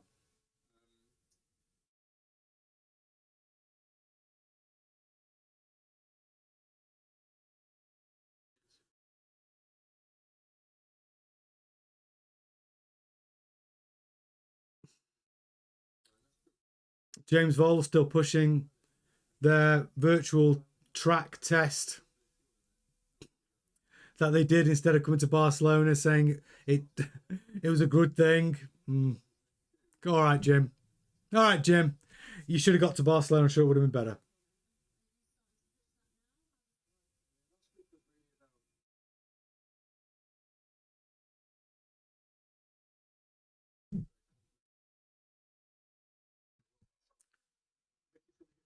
I'd like to know the answer to that, Sulo, as well. The Ferrari road cars. Here's a question, Jim. Would you buy a Ferrari road car, and which one would you buy out of the current selection of road cars available? So the 296, the 12 Cilindri, the SF90. I'm still making that. Which would you have? You might already have one, to be fair, I don't know.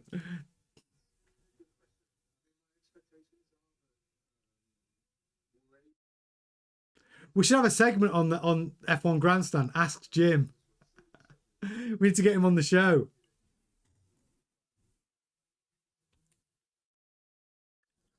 Get a live feed coming in from Spain, from your holiday. Put your face on the screen, and we can have an Ask Jim segment.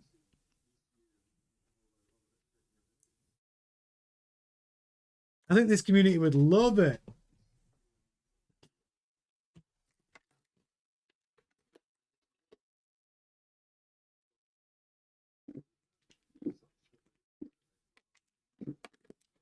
I'm a bit controversial, Sulo, when you say just going between the Enzo, the F50, and the F40, because I consider those in one bracket.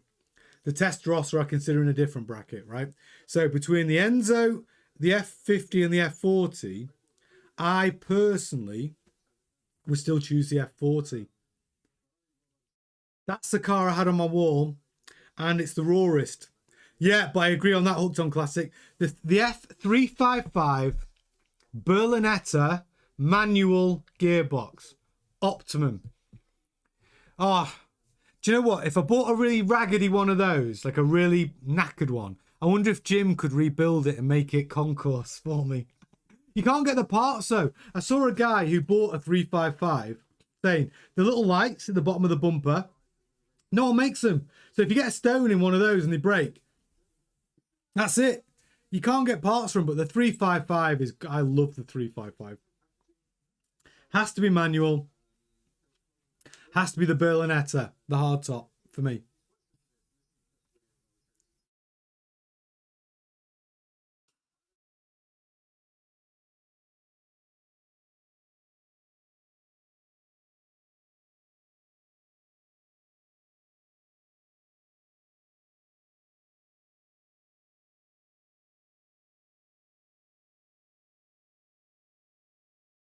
James Bowles just saying that the new rear wing of Ferrari is an interesting direction of travel. Nobody else has thought about it, but they are thinking about it now. Old JV, nodding a wink to the Ferrari boys. I mean, to be fair, of all of the innovation that we've seen this year in Formula One, you have to say Ferrari seem to be bringing... Ferrari and Aston Martin are the ones where you've gone, no one's thought of that. The rear wing and the Ferrari flap, two things from Ferrari that nobody else has even considered in their designs.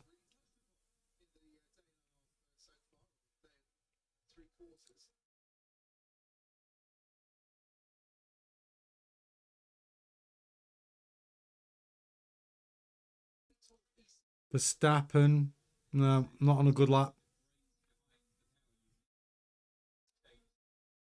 Anthony says, how many sets of tyres are they allowed to use up on this free practice? Is there a limit? I don't know what they're... I don't... Good question. Let's find out. In testing, I don't know if there is a limit.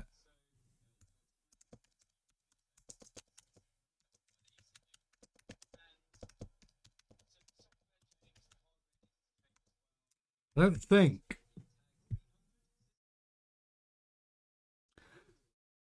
Right, okay.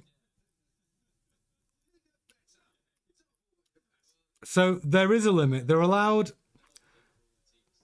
in the first session at Bahrain, they had 28 sets of dry tyres. And the second test, they've got 24 sets of dry tyres. So last week they only had C1, C2, and C3. But this week they've got 24 sets and they've got the full range, C1 all the way through to C5.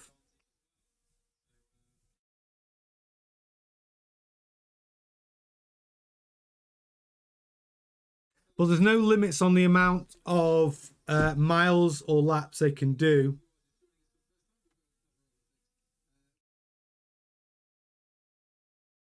I think tomorrow we're going to see the most impressive lap times, right? The track's evolved over the last couple of days, loads more rubber down on the track.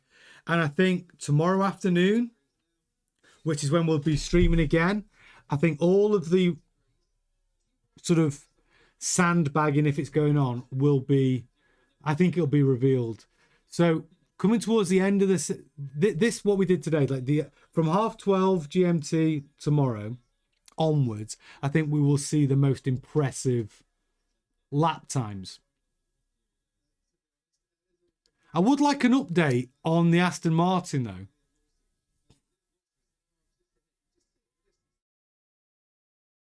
I mean, are they close? Will they get the Aston Martin out before the end of today? It's a Jim Clark question. Jim Clark says, "Oh, he did have one. He did have a Ferrari, but it wasn't badged as a Ferrari. It was a Mini. Kid you not. All the lads chipped in and worked on it in a spare time at work. A collector bought it off me. It's in Norfolk now. 285 HP. You're joking? So you guys at the Ferrari factory rebuilt a Mini? Oh, and you sold it. Or you built a Mini Ferrari. Which way round was it? Was it an Austin Mini that you built in the Ferrari factory, or was it one of those mini Ferraris that you see the people driving around in? Oh, Sulo, update, Aston Martin is doomed. Let's have a look. Yeah, good point, Hooked on Classic. Are we missing anything on the Aston Martin socials? Let's see.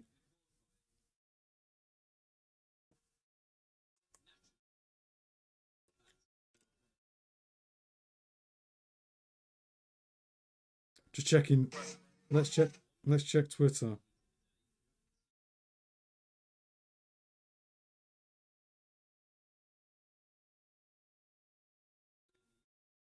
No.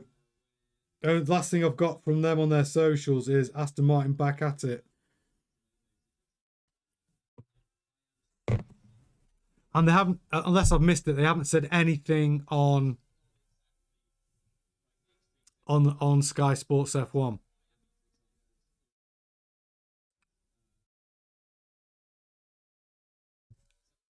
Sula says, lads at Ferrari have some real passion. Now I can't wait to work there. How do you get there? We built the engine out of bits and pieces we could find around. We used to wait for a customer to take a Ferrari for a test drive and come roaring past them in our little Mini. That's awesome. Oh, I want that car, by the way.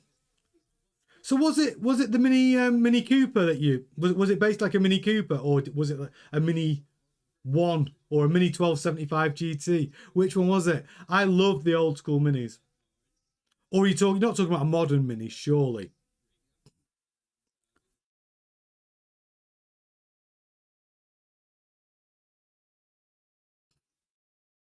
Yeah, I love the old Mini Coopers. Gorgeous. A friend of mine when I was younger had a 1275 GT, and he bought it. This is true. He bought it when he was 17, and he bought it from a scrapyard. It was a 1275 GT. Engine was tatty, but everything worked. And he bought it, I think, for £125. You should see what those a good one of those now. They're going for like 30 or 40 grand. Jim Clark says, us engineers might seem boring bunch, but we have our ways of having a laugh. Yeah, that's what I would love to do that. Yeah, I love those old minis.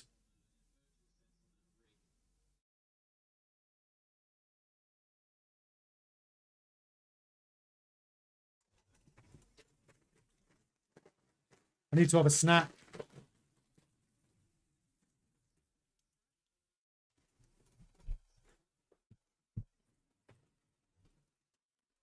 No popcorn, but I do have some frazzles.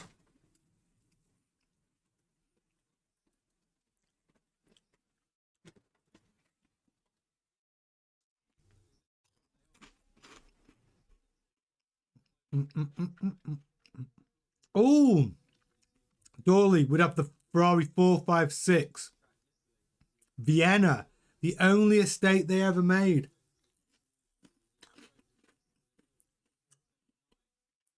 What about the FF? I suppose that wasn't an estate car, was it? That was a hatchback.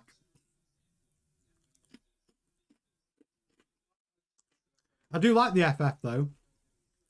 I think it's underrated. 4 seats. I think they did it in a V12 as well. Just awesome. Shooting brake. I think out of the modern Ferraris, while we're on it, out of the modern Ferraris, I would probably go, I like the 812.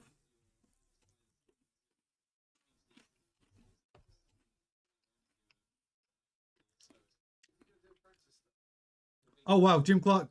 It was a mid-engined 3-litre V6 Ferrari racing engine in the back from the late 70s, detuned for road use. Oh my God. In a Mini. Yeah, that's wild. Do you remember the Renault 5 GT Turbo 2 with the engine in the back? I used to love those. I didn't see many of them. I think I've probably seen 2 in real life. Yeah, the Renault 5 GT Turbo 2. I remember like the rally homologated version with the engine in the back. What a car. Super wide.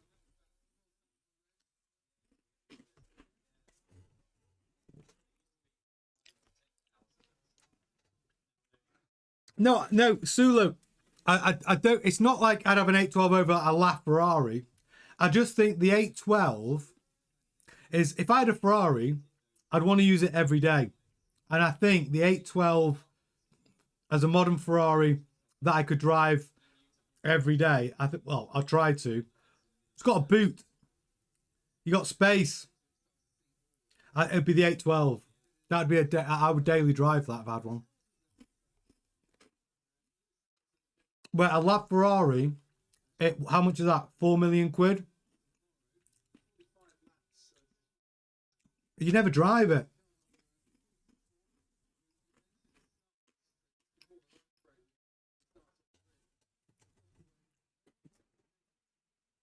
Wow.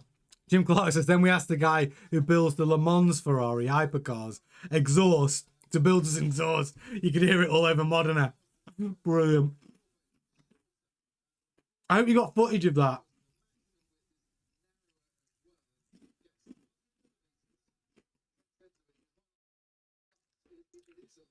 I think it's a shame, right?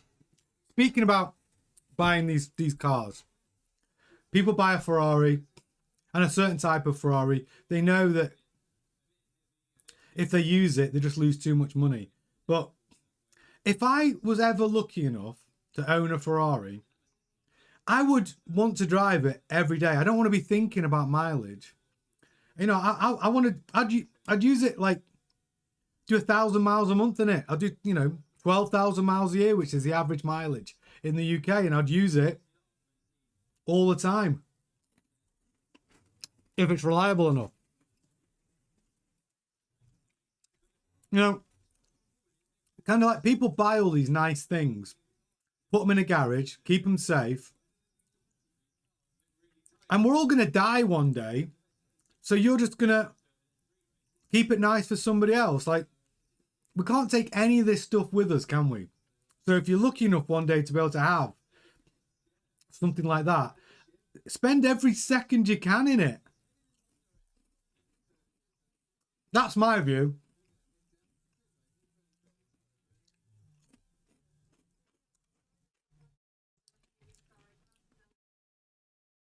Anthony says, wasn't the Renault that the gear stick came out the dashboard? Not on the 5 GT, not the GT Turbo 2. Thing. It was, no. I haven't got a picture. The Renault 5 GT Turbo 2 was like the hatchback Renault 5 on steroids. It was almost twice as wide, and they moved the engine from the front to the back in the so where the back seat would have been, which over the rear axle. It was a beast, an absolute beast. A real sort of 90s hot hatch, or 80s hot hatch even. An absolute beast.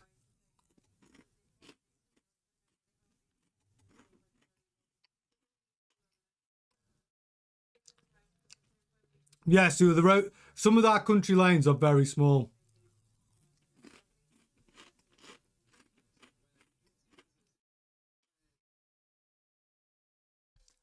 Brilliant. Yes, Jim, we want to see it.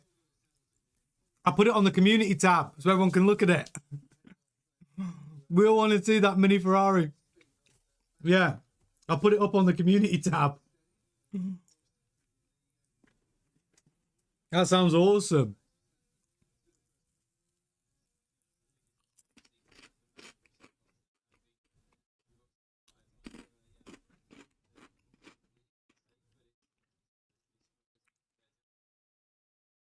Max Verstappen locking up in turn 1. Pushing for some time.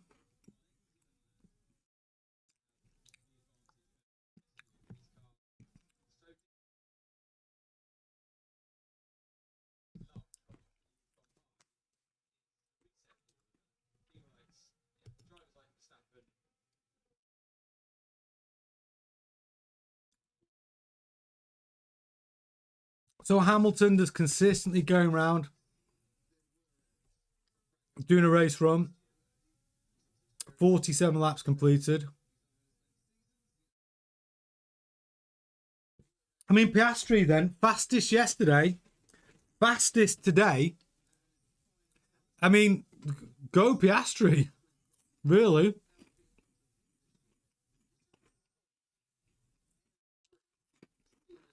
Good.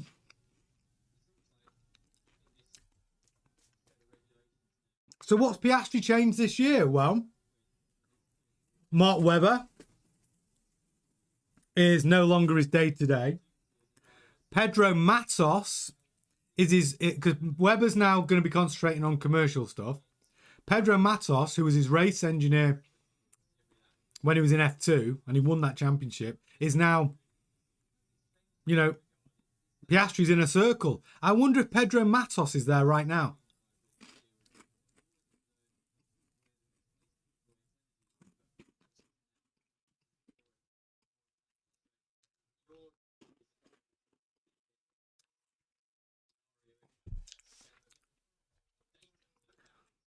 Jim Clark says, yeah, that's why we built a mini Ferrari. Those tiny country lanes, nothing can touch it under 70 mph.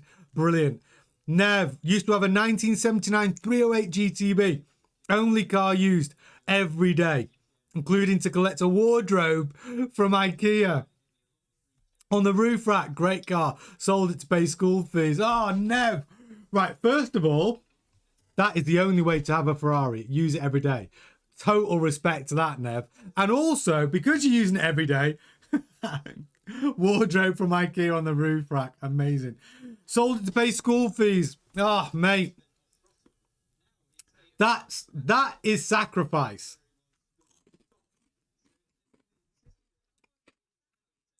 Well, whether it's your son or your daughter,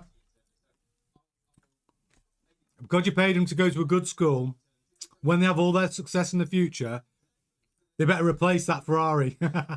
A Christmas present. Tell you what, school fees are expensive, aren't they? Oh, Hooked on Classic. Hope you feel better, buddy. Hope maybe catch you on tonight's stream, 7:30.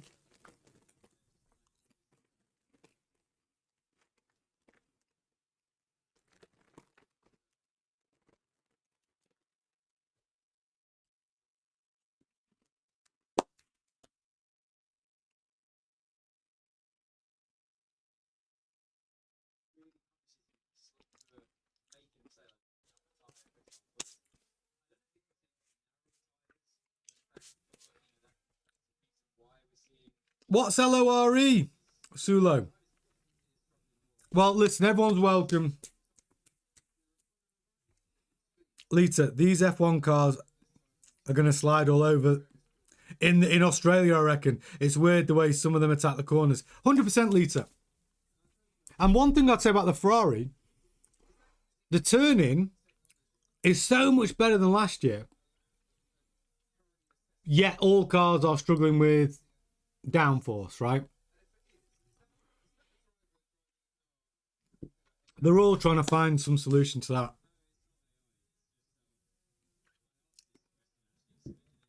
I mean, Fernando Alonso showed us yesterday how easy it is to slide these cars around. Lewis Hamilton referred to this new generation regulation as like rallying. So, yeah, there's going to be a lot of sliding around. I mean, truthfully, what I think is like anything, it's going to be bumpy at the beginning. You're going to see mechanical failures. You're going to see accidents. In the first sort of beginning of this cycle, this regulation cycle. But we'll get through it. We'll get through it together. And they'll all get through it, and the cars will eventually become more reliable, quicker. I mean, how they increase the downforce.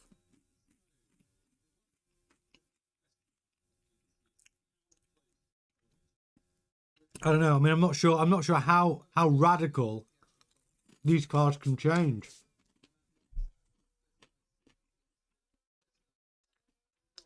To increase the grip. Dolly says, yeah, I'd have an FF. Yeah, they're cool. If you got a family, they're ideal.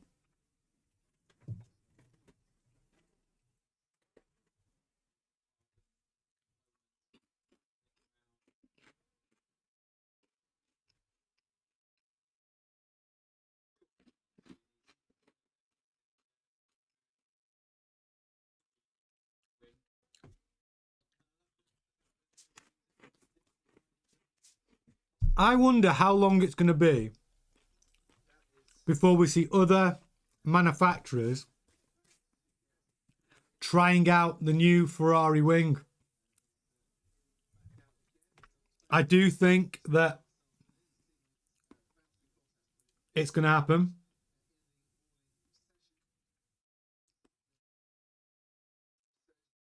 Right. Because it's such a long stream and there's another hour and a half left, I need to nip and make a drink. I'm going to leave all this on, all the data. I am coming back. I'll be back in like 5 minutes. I'm just going to go and make a coffee, okay? Don't go anywhere.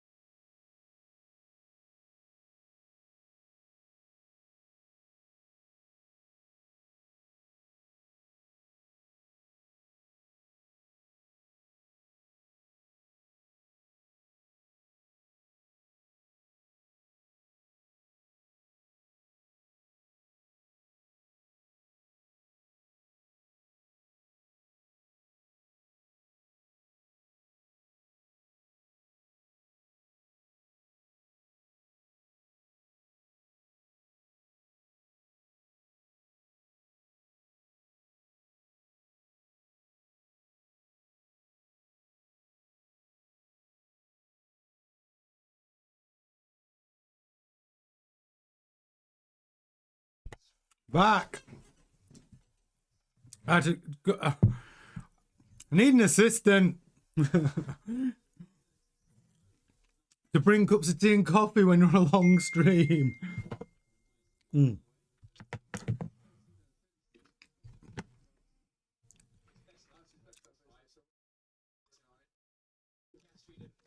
Oh, Zkev, I see you in there. Reeves is in there.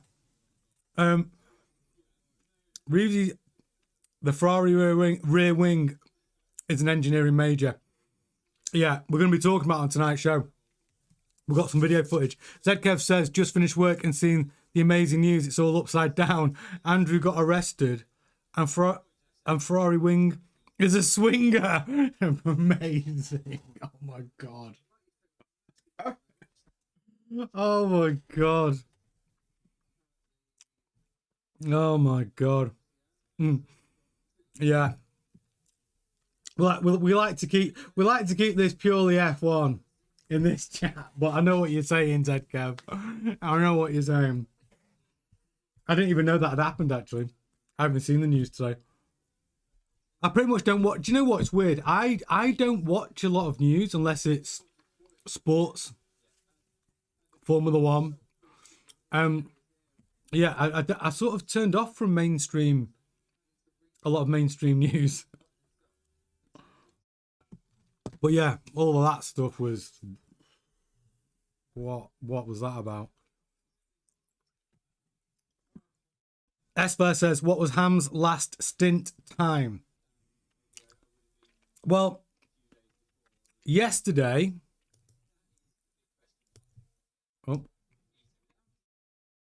Lewis Hamilton's fastest time yesterday was a 1:34.3, I think. And today he's doing a long stint on the C1s. Sorry, corrected. He was on the C1s. Now he's on the C2s. And he's already a second quicker than he was on the C1s. Yeah. So Hamilton's just changed from this. It just changed from the C1s to the C2s, and he's a lap quick, a second quicker. Piastri's quickest times on the C3s. Verstappen's quickest times on the C3s.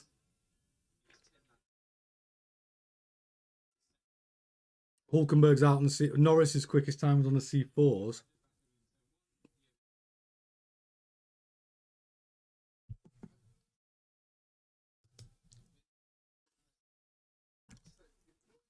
Just Dave. F the one former Prince Andrew that better. Jesus. I had X-Tank and a Jaguar XK. I love the Jaguar XKR. That makes me smile and crap myself at the same time. The Jag, is it the... Which XKR have you got? Is it the saloon or the coupe?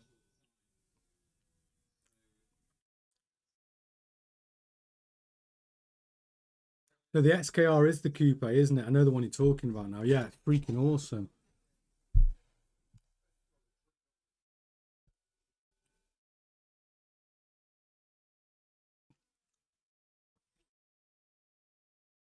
X6 tank. Do you know what? I like an X6. So that's what what an F1 engineer drives. That's what Jim Clark says. S-Flat. Do I know his best average for today? No. I've only got the data that we've got on the screen here. So we've got... I can show you... Actually, tell you something we can have a look at. So these are the drivers who have been quickest in each sector and their speeds. Well, these are the who have been traveling quickest. So Behrman achieved the highest top speed in the Haas on the start-finish straight, past the finish line. And I don't need that.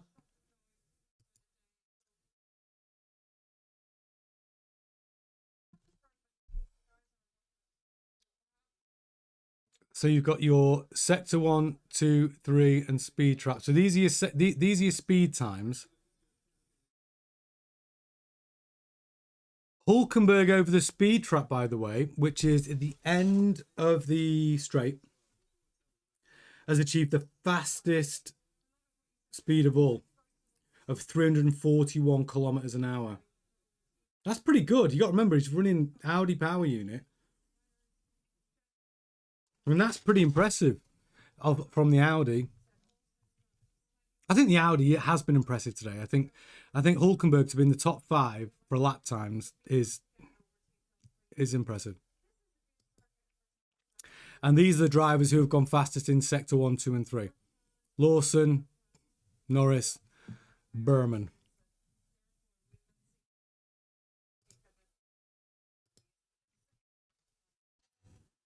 Perez out on track in the caddy.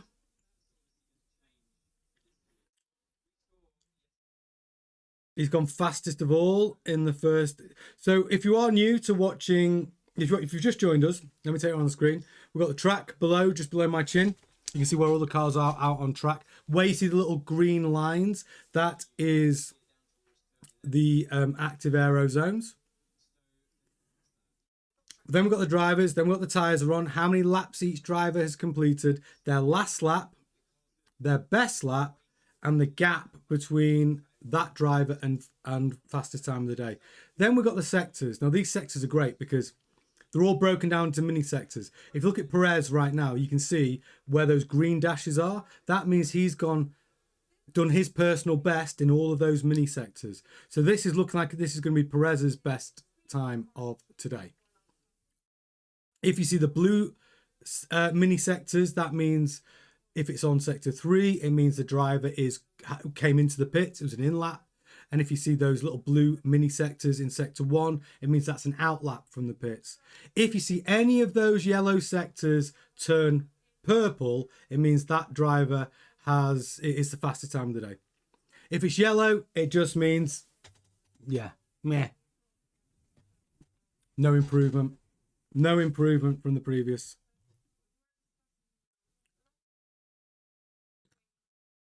Oh, got lovely coffee. So Piastri's on an outlap. Keep an eye on Hulkenberg. So Hulkenberg, bottom of the straight. Down into first for turn 1. When you compare it to Hamilton, when he hits turn 1 down here, you see that Ferrari doesn't have to go into first gear. Comes down to second gear, which has got to be good news. Hey, Formula 123, how are you doing? Welcome to the stream. Lita says, in an alternate, I can't even speak. In an alternate world, Hamilton wins his 8th World Championship, retires, and does fashion. I think he'd like to do fashion or music, wouldn't he? But I sometimes wonder if I was Hamilton. I've won 7 World Driver Championships, equal terms with Michael Schumacher. I mean, I would want the 8th. I would. Would I keep going? Would I be like Muhammad Ali? Keep fighting even though I've lost it all. But I still think there's that one magic moment, that one season. I think it's very hard for a sports person to know when it's time to hang up your gloves or your boots or whatever. I would probably struggle with it.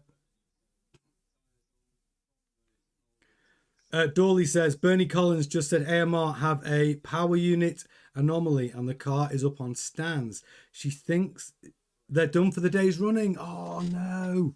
Well, they haven't got that long left to fix it, have they? They have to have it done in next half an hour or so. I know, Formula 123. No love lost between Honda engine and Alonso. I know. It's just playing out into that narrative. It's where everyone is waiting, just waiting for Alonso to say something negative about the Honda power unit. And he hasn't done it yet. He's been quite restrained. Lance Stroll can say all that he can be bad cop.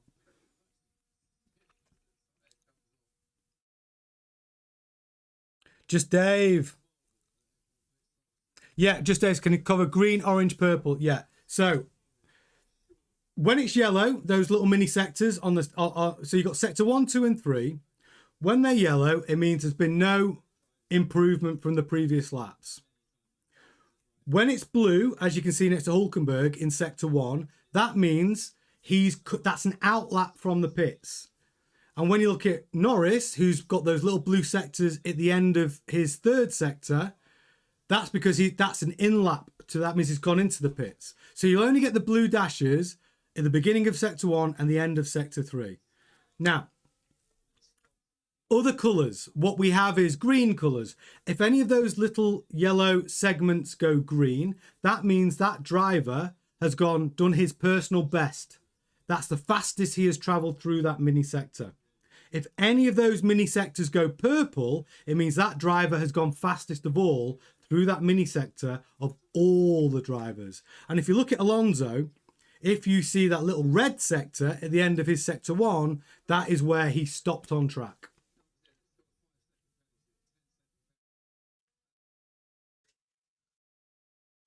So hopefully that takes you around the screen, Dave. Then you've got the gears. That tells you the current gear each car is in. Then you've got the RPMs, which tells you the revs each engine is doing. And then you've got the speed, which tells you how many kilometers per hour the car is traveling in. Formula 123 says, I read a report that Honda engine is okay and better than Audi, but the real problem is with the gearbox that is developed by Aston Martin in-house for the very first time. I did a show on it, Formula 123. We probably read the same report. There's one of my recent videos. You'll see Adrian Newey, and it's all about the gear. Well, one of the big segments of that show is about the gearbox. Yeah, exactly right. Aston Martin created their own gearbox, and they're not 100%. It's optimized just yet. Honda sort of have been quite polite about things. The car was generating some sort of vibrations according to the data in Bahrain last week. Yeah, Kev, I saw the Ferrari start earlier. Ferrari and Haas look good. Mercedes wheel spin from Russell. Lita says, I feel there was a miscommunication or lack between Newey and Honda. Well, actually, Andy Cowell is the guy who's responsible for the power unit integration and management of the partners. So Honda and Aramco and Valvoline, which are Aston Martin's, all those partners are relevant when it comes to the power unit. And Andy Cowell is a power unit guy. So Adrian Newey sort of deferred to Andy Cowell to be that person who's dealing with Honda. Obviously, Adrian Newey has been dealing with Koji Watanabe as well. But yeah, that's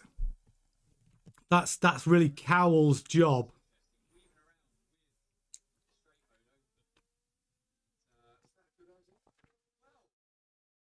So Perez out in the Cadillac. His best time says 1:37.36, 4.5 seconds off the pace. I wonder if Cadillac can improve.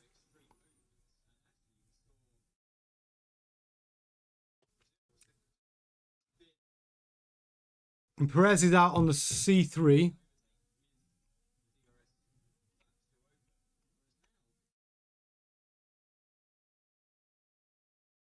So let's see, Perez.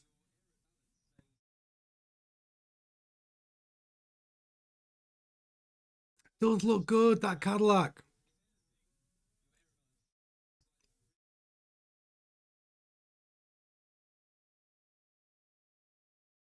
See how Perez is doing his first sector.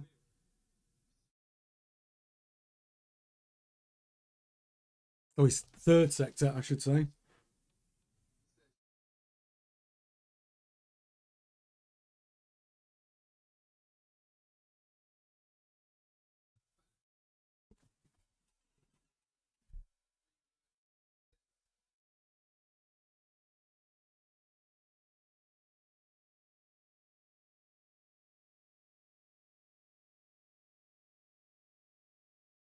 Jim Clark says Aston Martin are finding out. I mean, it's bad that Aston Martin are not able to make it out today. 1 day left of testing. Formula 123 says, feels like Mercedes are the strongest team. They're running engine low, but I think Toto will have egg on his face come Australia when the McLarens dunk a second on him. Do you think so? McLaren are strong. Well, McLaren are strong, aren't they? We're looking at it. Good morning, Jaman. Listening while at work. Brilliant. Yeah, and interesting, like Piastri has been the fastest McLaren yesterday and today so far. I do think Mercedes have got more in the locker. But I think Ferrari might have more in the locker. It's the stand. Look, it's the usual top four, isn't it? We've got McLaren, Red Bull, Mercedes, and Ferrari. Back at the top, I think. James Bowles, I saw him on the television just maybe 20 minutes ago, saying the same thing. I think Audi are more impressive than I was expecting, though.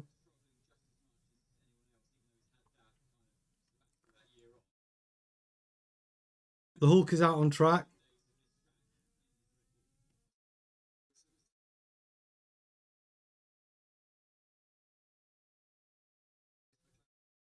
I do think when you look at the Audi from the front, though, it does blend in a little bit too much to the tarmac. From the side, the light it sort of lightens, the car lightens. I do think it looks good, though. I like the look of the Audi car. Whereas I didn't when they first launched it. I didn't like it as much as I do now.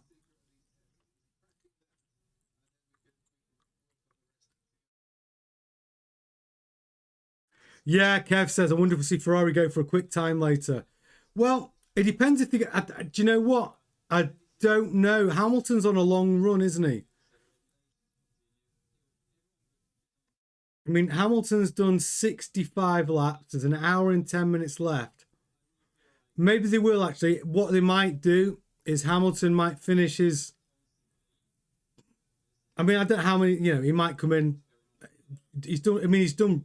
He's getting on for race distance now.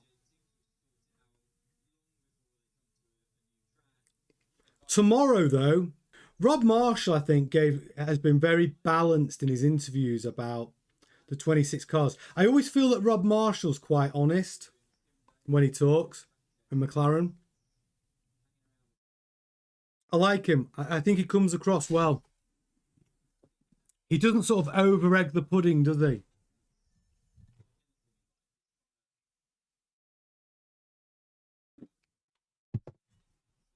I think actually McLaren have been quite cautious about managing expectations for 26. But, you know, as we can see from data today, they're moving, they're moving quickly. And to get into the 132s, I think is pretty impressive. Pole here last year was a 128.9.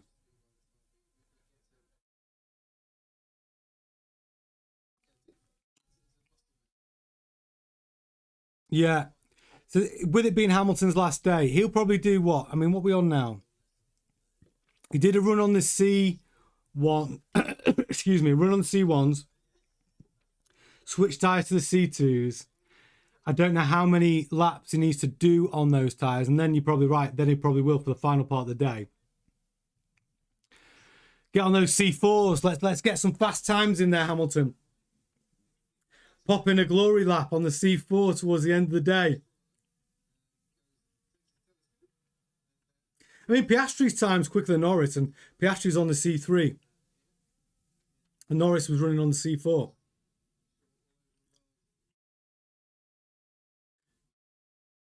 I mean, the track should be evolving. It should be getting a little quicker as time goes on. Jim Clark says, I think, and it's I hope, it's going to be a battle between Mercedes car and Max driving. What, for this season, for 26? Mercedes V Max. Formula 123 says, I'm sure Ferrari have steel alloys for cylinder heads. Like they are so invested in aero and stuff, like the rectangle behind the exhaust, the somersault rear wings. Oh, we've been talking about those, Formula 123. Yeah, the Ferrari flap and the revolving rear wing. Mm-hmm.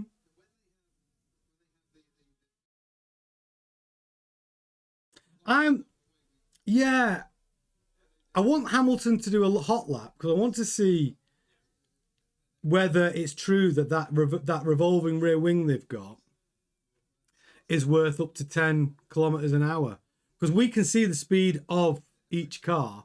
So, and the fastest car on the straight today so far is, I can show you, topping the leaderboard of the speed traps is Hulkenberg. He achieved 341 kilometers per hour by the end of the straight. And next quickest was Bortoletto. So that Audi power unit producing some good speed, really. Then the McLaren, then the Haas Behrman. Hamilton's not top 322 kph today.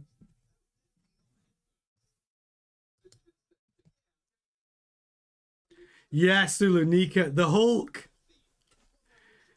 Have you got room to add the accelerator and brake inputs on the screen? I haven't. I'd have to sacrifice something. I could sacrifice last lap. And we could have the accelerator input.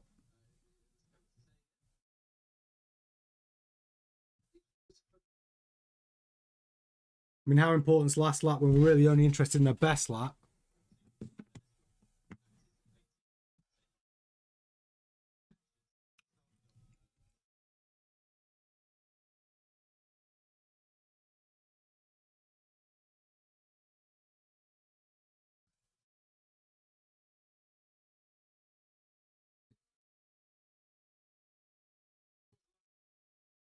Formula 123. If they catch up on aero, then they'll be ahead of Mercedes, even with compression trick. But I doubt with steel engine they can get the aero right. I mean, I don't know. I think Ferrari. I think Ferrari are gonna get their aero right. And I think the way they've designed the rear of their car, I think this little flap, the Ferrari flap, if it works, no one can copy it for ages because it means a total redesign. They've managed to create 60 millimeters of space for that to happen by basically designing the rear of their car with that in mind. And no one else can really do it. But does it work? Well, we need to see the time, don't we? We need to see Hamilton on a hot lap.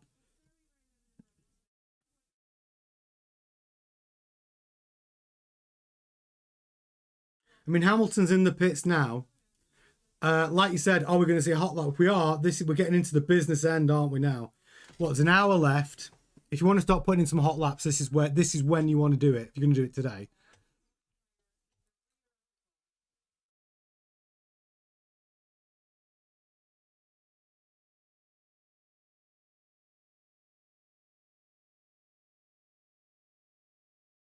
Yeah, so I think what Ferrari are doing, wheels are off. They're going to chuck on some softs on Hamilton's car. They're going to empty some of the fuel out, make it lighter, and try and put a couple of hot laps in. I think you're right. I think that's what we're going to see. Come on, Hamilton. Let's see if you can. Let's see what you're made of, man.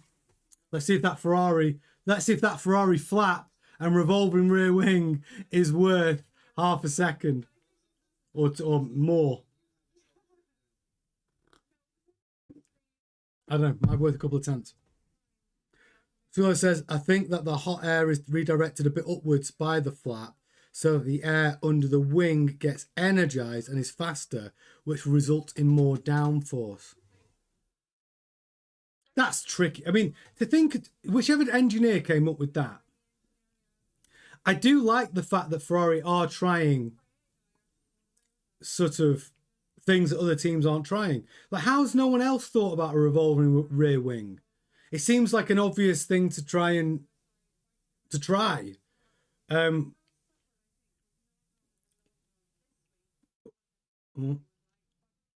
Just watching that Racing Bulls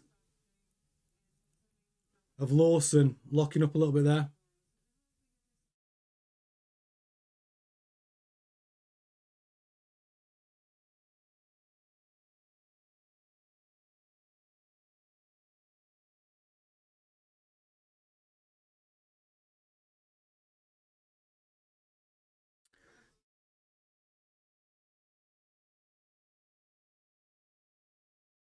Lawson's on a lap here. See, if you look at the information on your screen right now when we're talking about the mini sectors, look next to Lawson, you can see all of those green mini sectors in Sector 1, more green mini sectors in Sector 2. Ah, he's binned it. He hasn't binned it, he's locked up. But those green mini sectors are an indicator that that is the driver's quickest personal best throughout those sectors. Lawson obviously trying to put in some hot laps now. I think a few drivers are going to do this. It should get quite a little bit more exciting now for the final hour.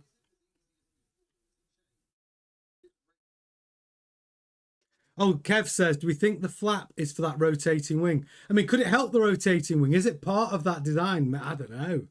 I don't know how. I'd need it explaining to me. Yeah, interactive red buttons. Sky Sports, start of the year. Absolutely. Sula says, I think that the hot air is redirected a bit upwards by the flap. Oh, so then that wing, so that's under the wing, and then the air gets energized, which is faster. Okay. So the flap is probably part of that. I mean, it's all designed with airflow in mind, right? Yeah, Lita. All the upgrades. No race engineer for Hamilton. Yeah, true. Just announce him. Even if you've not got him, just tell us who it's going to be. All the speculation.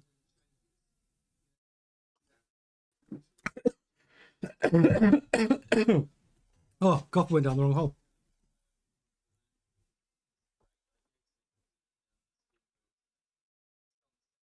Yeah, Formula 1, 2, 3. The Ferrari engine sounds so different to me, like an airplane accelerating on the runway or something like that. I don't know, but it seems to me that the engine is blasting inside compared to others. Well, the steel cylinder head, apparently, my understanding, I'm not an engineer, is that they're able to achieve higher combustion rates within the engine. Not compression ratios, but the more bang in the engine. That's my understanding, the advantage of the steel cylinder head. But it's also, I mean, the engine's been pretty darn bulletproof. So maybe that steel cylinder head is doing bits, good bits.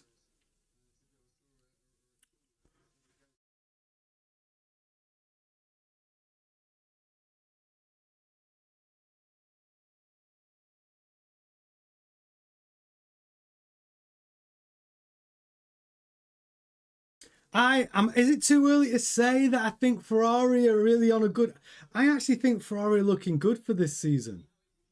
I don't want to be disappointed in Melbourne where they're just awful, don't get out of Q1, but I'm looking forward to Hamilton coming back out on track during this session, and we can all see Hamilton putting some quali laps in. They're preparing the car for it right now, so maybe 15 minutes time. 15, 20 minutes maybe.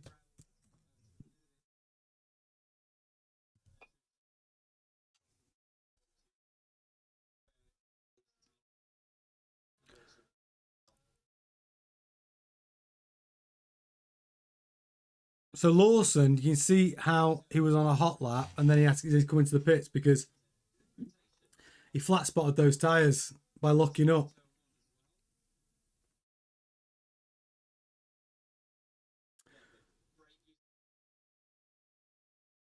Yeah, for Formula 1, 2, 3, I'm sure Ferrari will never reveal it to the public.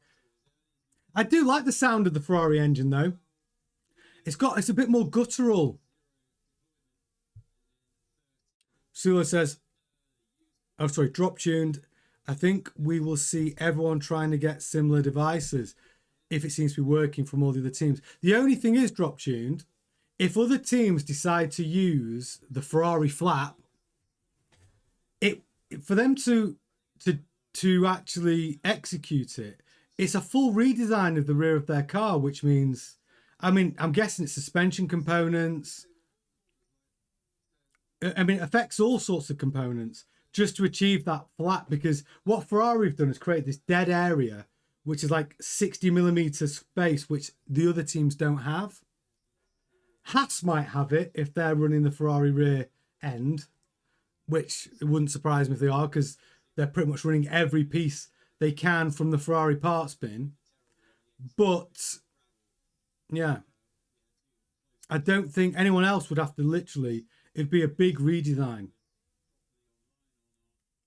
If it works, will they do it? Probably, but it probably won't happen it probably won't end up on any of their cars for 3 to 6 months.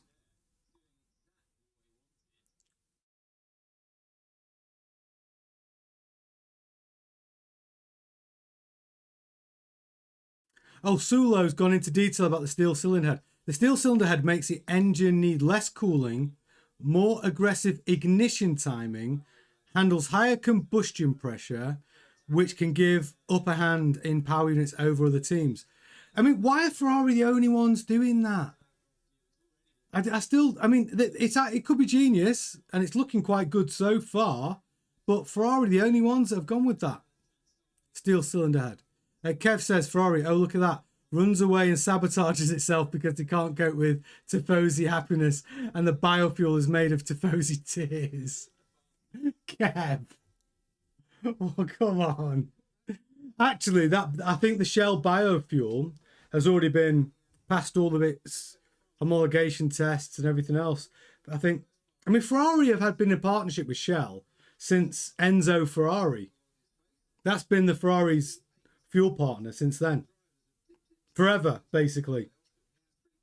It's not a bad fuel partner, I don't think. But they have gone with like a biofuel, whereas Aramco and Patron and a Mercedes Petronas, they're going for like fully synthetic, and they're having problems with their fuels at the moment. Well, Aston Martin's having problems all over the place. Gearbox, power unit, Aramco's fuel, Lance Stroll. The spin wasn't his fault yesterday. It wasn't. I'm only joking. Definitely wasn't Lance's fault.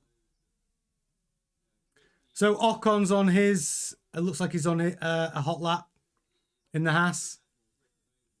All those green sectors. Lawson's gone faster than he has gone before. A 1:35.3. Albon's last lap's his personal best with a 1:34.9. Antonelli's gone fastest with a 1:32.8. Mercedes doing some quali laps now. I mean, 500ths quicker than Piastri. So yeah, there's not much in it between the Mercedes and McLaren at the moment. Or Verstappen.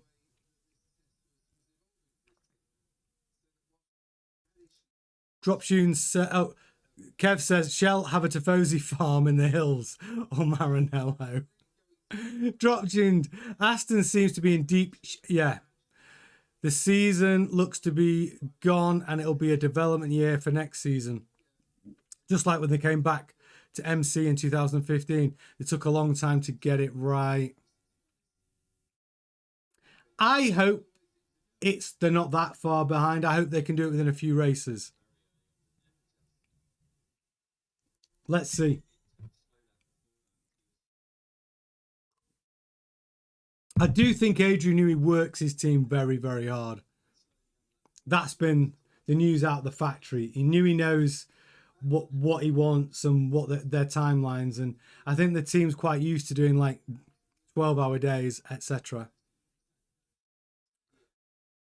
Sulo said Ferrari might have a super light car, so he thought that the excess weight from steel wouldn't make much of a difference because they wouldn't exceed minimum weight anyways. So they went for reliable PU. Well, actually, Sulo, I can tell you something about that. The minimum weight of the engine got heavier. I think I can't remember exactly what that number is in kilos. 140, I think. So the minimum weight of the engine went up. So Ferrari felt that they were still, well, they said that they're at minimum weight with a steel cylinder head. So yeah, the engine, because of the higher minimum weight, meant that they could go with the steel cylinder head. That's what they said in the press. Formula 123 says, I like there is a minimum weight for the ICE, which, it's 135 kilograms, right. Using steel only in cylinder head still keeps it under weight limit, but the COG is 1 or 2 millimeters up and it destroys the car in corners. Stulo says, but the minimum weight of the car remains the same, plus that means that the rear has more weight and can be a bit more stable too. The minimum weight of the car's come down 30 kilos. Yeah, minimum weight of the car is 30 kilos lighter than last year. They're a long way off the 600 kilo target that they talk about, because Formula One cars used to be 600 kilos, and now they're 730. Is it off the top of my head?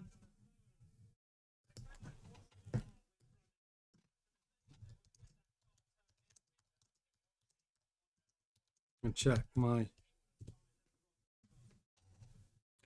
768 excluding fuel. Sorry, yeah. So it is so it was 798 last year, 768 this year, and it's a 30 kilogram reduction.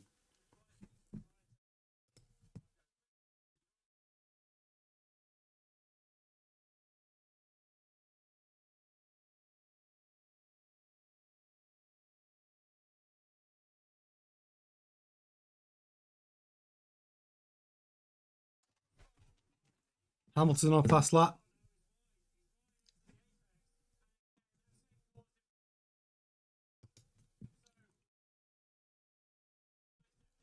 Hamilton was on a fast lap, represented by the green mini sectors in sector 1, showing that was his fastest time.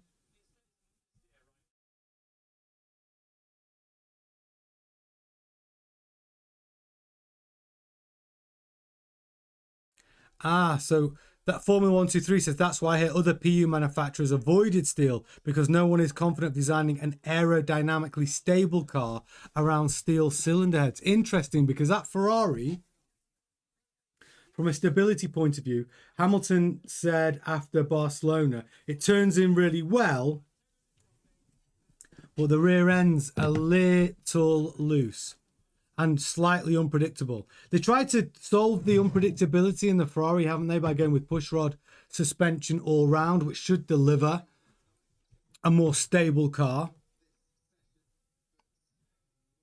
Hamilton's on his fastest lap, though.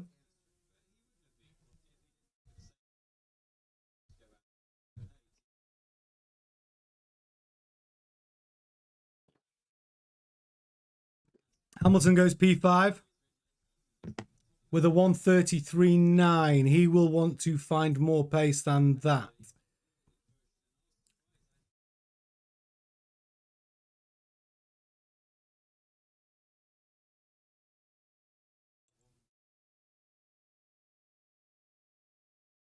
We'll see when he sets up for another hot lap.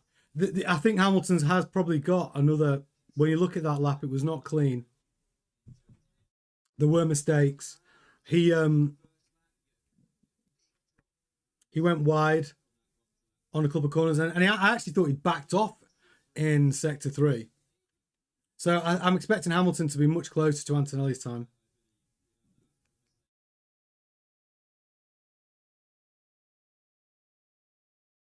Ocon's on a push lap right now.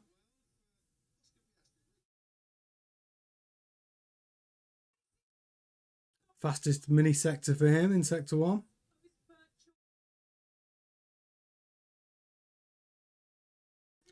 As you see on Hamilton's sector times, they're all yellow.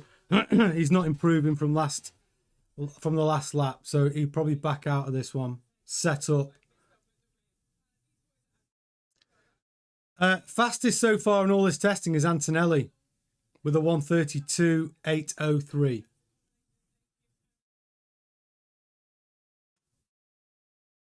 And he's only just done that, Jim. He's literally just done that time.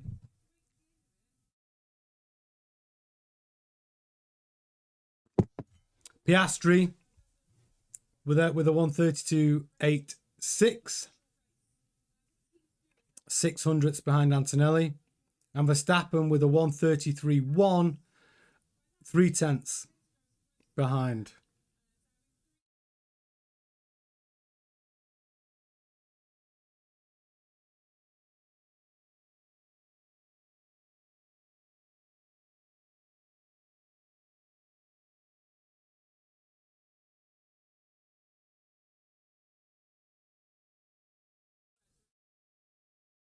Formula 123 says, I hear Ferrari's coming with a new floor, another aero updates in Australia. I think they'll all have. Mercedes are on their third floor already. They are so damn focused on aero now in the PU side and PU software, they're bulletproof. Yeah, Ferrari, that engine does look bulletproof. It looks good. And also, no one's really been talking about it on here, but their gearbox, they're the one team that have not needed to have super aggressive gear changes down to first gear. They've been reaching second gear, you know, but everyone else, well, apart from Haas, that are running the Ferrari gearbox, their gear ratios, I think that's going to be good news for their gearbox. Yes, the revolving rear wing on the Ferrari drop tuned. It's awesome. So what they've done is we're going to cover it on tonight's news show.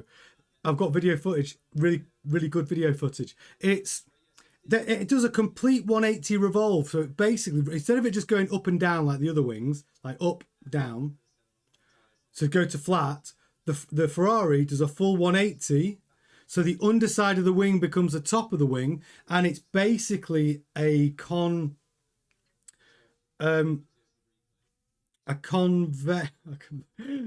like an aeroplane wing. Convex, yeah, so called a convexed wing. So it's like like an aeroplane wing, which effectively should generate lift of some description. But it's not just like zero drag. But the way it's designed, I think that they designed it optimally, and they say it could be worth up to 10 kilometers an hour. 5 to 10 kilometers an hour. It looks cool. I want to see Hamilton really go for a good lap.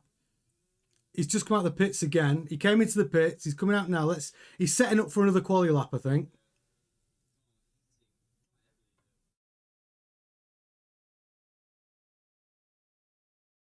So Hamilton on his out lap.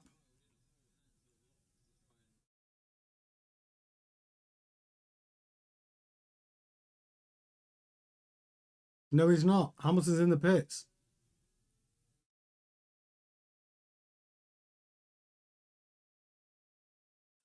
I'd like to see Hamilton on a real, like a quali run with that aero, that rear wing in full swing, literally, and see how much of a difference it makes. Formula 123 says, if what Max says is true, Australia, all Mercedes-powered cars will be in top 8. You still don't know how much they have in the bank. If it is that, people are going to be pissed, because after this very sort of favourable ruling from the FIA about the Mercedes engine, which basically deems it, well, telling the Mercedes we're not going to change the way we test until August, and then we'll test at hot temperatures. It allows Mercedes to have all the advantage of a trick engine for all the way through for like however many Grand Prix, 13 Grand Prix. And all of their teams benefit. And it just means as long as they can pass the test in August, which is at hot temperatures, you know, no problem. So they get all that benefit. They don't have to run they've got no weight penalty or fuel flow penalty or any other penalty to nerf that engine.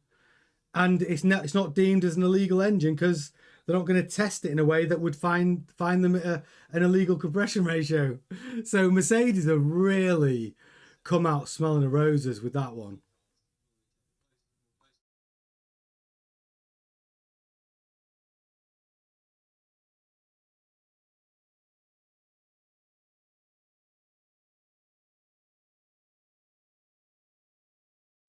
So he said, yeah, seems that people are now trying quali runs. Yeah, definitely. This will be it. This is exciting, but the last half an hour of today, we should get some more of an indicator of pace.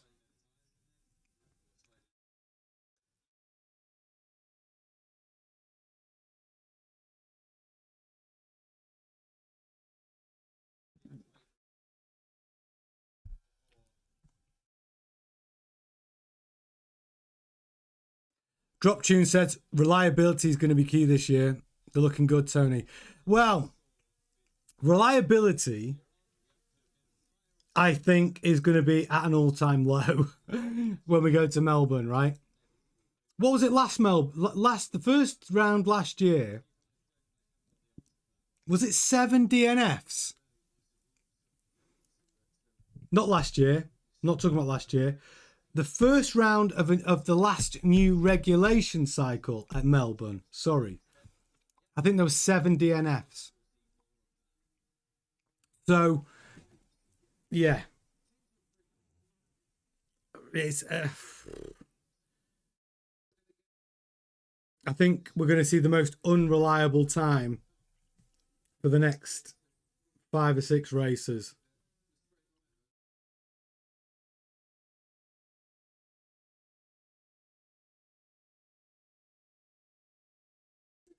Just on board with Kimi Antonelli.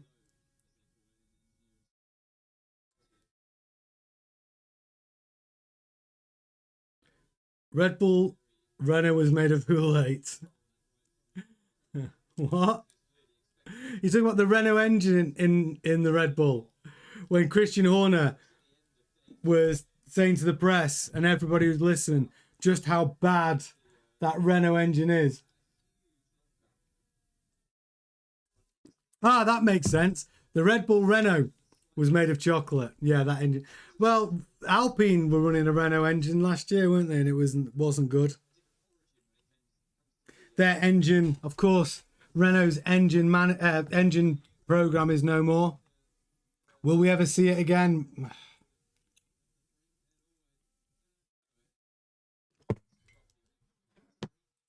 I think Renault need to work on selling some of their road cars.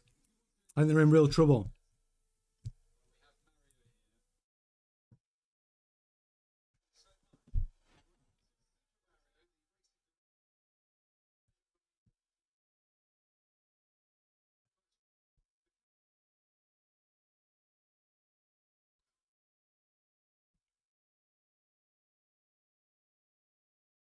Yeah, drop tune in time for the new Merc engine in August then.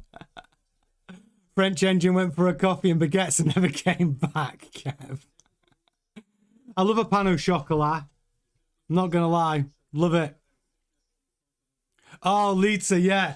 So she said, I can't believe Kimi Antonelli wrecked his new road course. We got a limited edition Mercedes, didn't he? C63, basically. Yeah, he binned it, put it in the wall.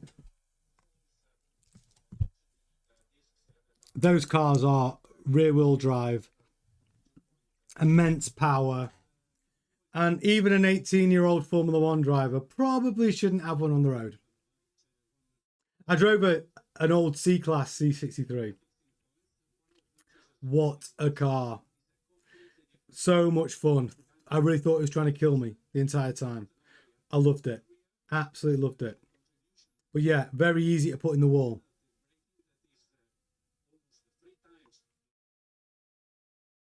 If you're Mercedes, though, you just give another one, don't you? All right, Kimmy. You can have one more. I bet Toto Wolff told him off, though. Yeah, the car is stunning. They're nice, those new Mercedes 63s. They're really nice. Well, there's a GT... What was it? GT63. I'm going to find out exactly which car it was. I think it was a GT... Hang on.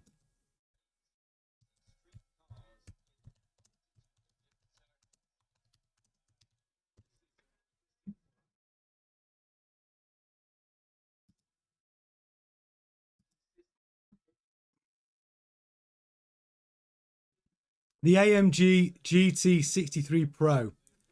£180,000 car. And Toto Wolf said Kimi Antonelli's ego was bruised. No shit. I mean, imagine that. As a Formula One driver, and you've got your brand new AMG GT63. You got your mates in the car, or your girlfriend, or your boyfriend, whatever. Get in the car, you're going out for a spin, and you're an F1 driver, and you're thinking, I got this.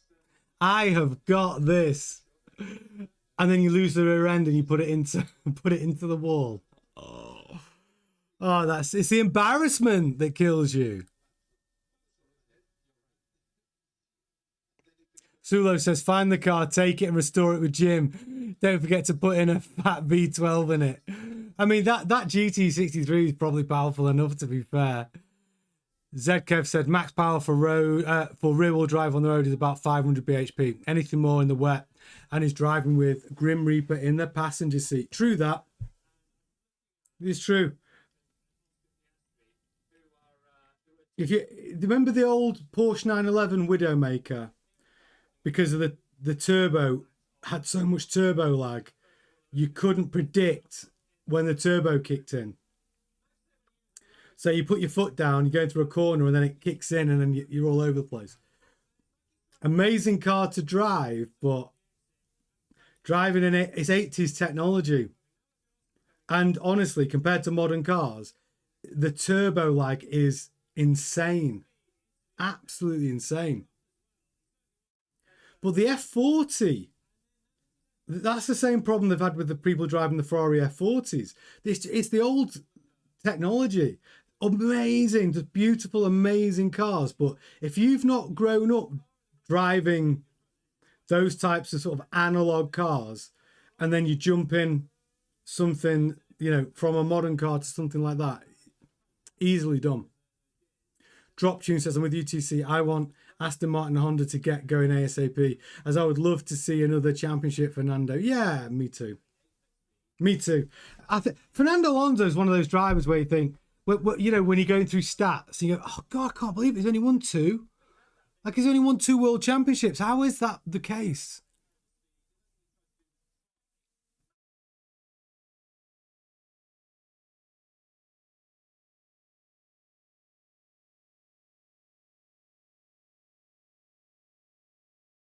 I'm really keen to see Hamilton back on track. Get him back out there on a hot lap.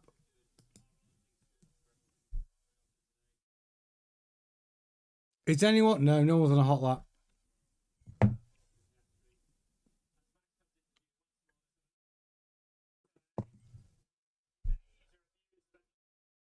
Yeah, Zkev says, Alonso is the craziest examples of poor decisions ruining a career.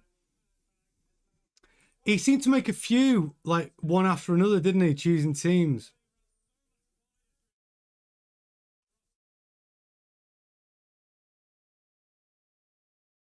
I mean, Ferrari would have been a nice one. I would have liked to have seen him win in a Ferrari. But they just couldn't get it together, could they?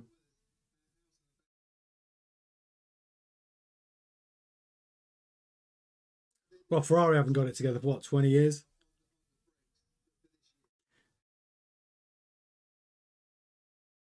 So Kev, so Zkev, you've got a 600. So your XKR's 600 brake.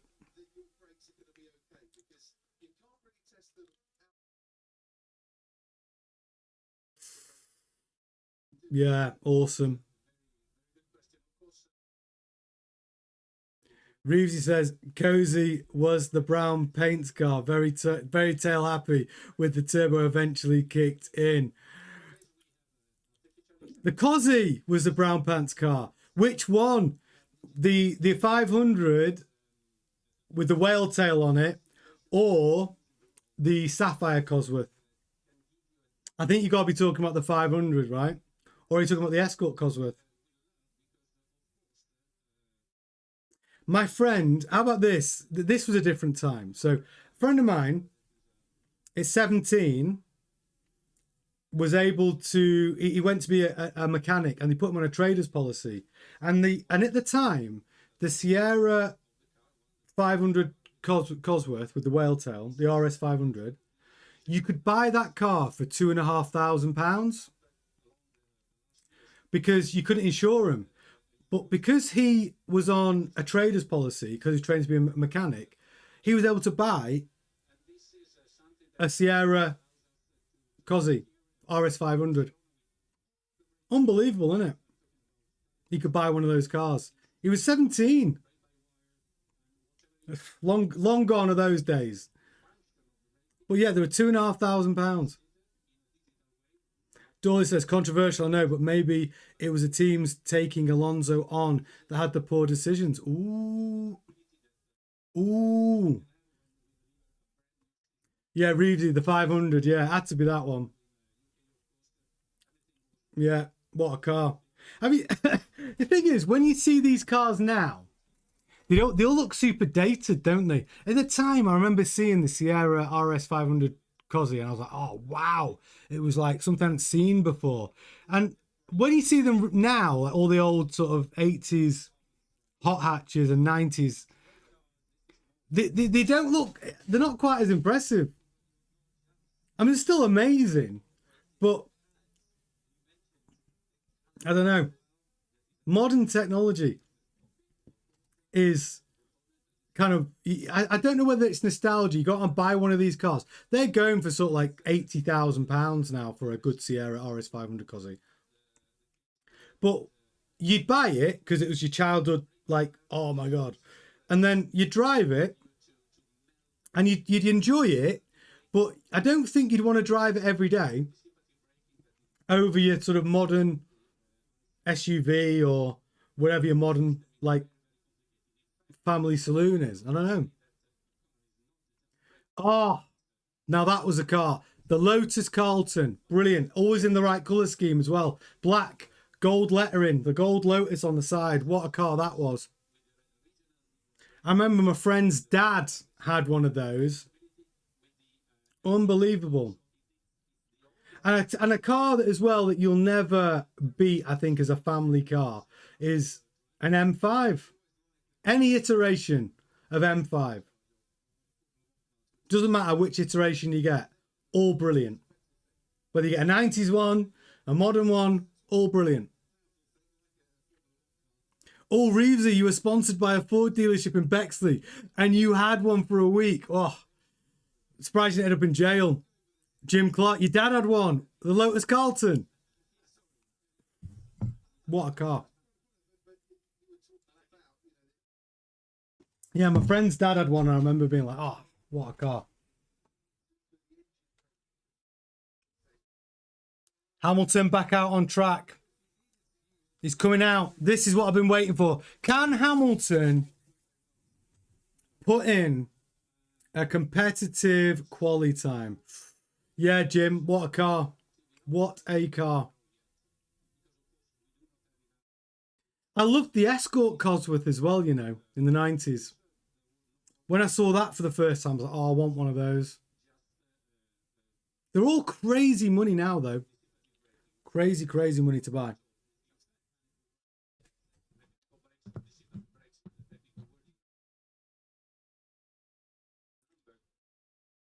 E39 M5. Check out the Madonna adverts with Clive Owen. They're hilarious. Yeah, but the E39 M5, oh, beauty. Beauty. Honestly, any M5, just great car. Have them, if anything, if there was a bad M5, it's more likely to be the modern ones, actually, the most recent version. But they're still awesome. They are awesome.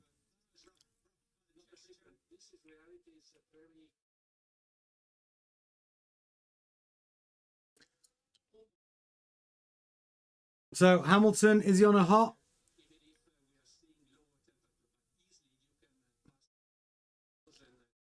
Hamilton's got a purple mini sector in sector 1, means he is fastest in that mini sector of all drivers.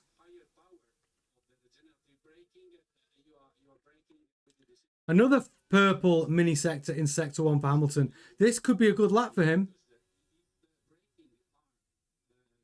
No, he's 4/10 behind Antonelli.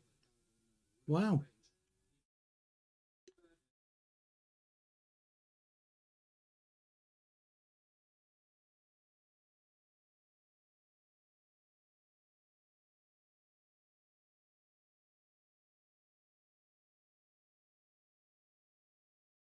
Hamilton's pulled up.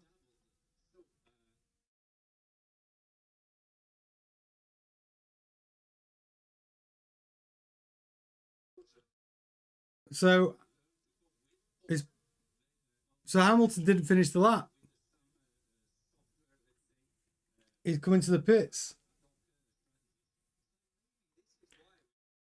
Which is interesting because look at all of the green mini sectors in sector 2.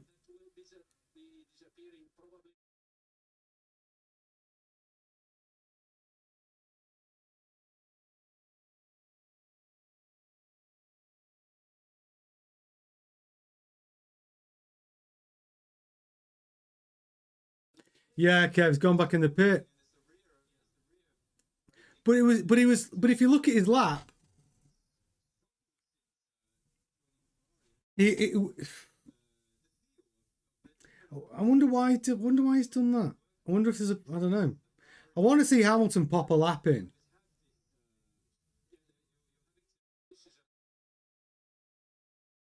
Antonelli's coming back out of the pits now.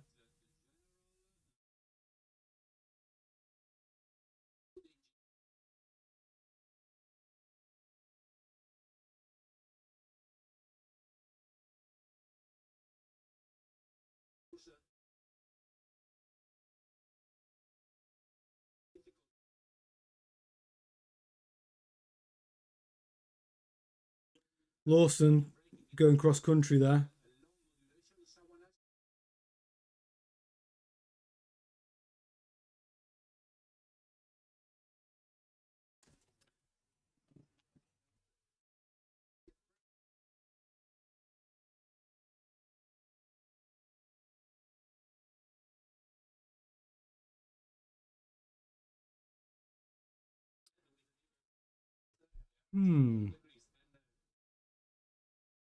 Sulo says Hamilton on pole as his car revolves around the track. Never liked BMW, too fast, too hardcore, and some of the younger fan base is really bad on BMWs. Wow, the M2. I tell you what, the M2 is an awesome car. Like it truly is an awesome car to drive. Manual, amazing, but there's a lot. It's a hooligan's car, isn't it now? Just like the M3 used to be. It's the M2 sort of taken that badge.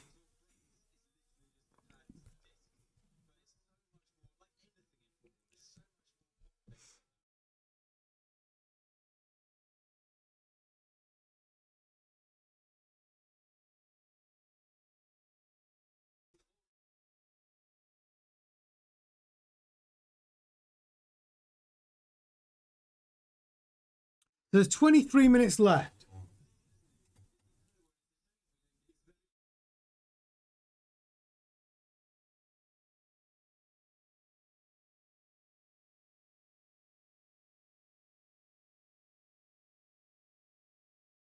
What I'd like to see before the end of this session, I'd like to see a Hamilton quick lap. You can tell from his that even just looking at his data there, you know, the car's got it in it. And why would he not want anyone to see it? Are they reluctant to put a time on the board because of their new revolving rear wing, their new Ferrari flap? Could be that good.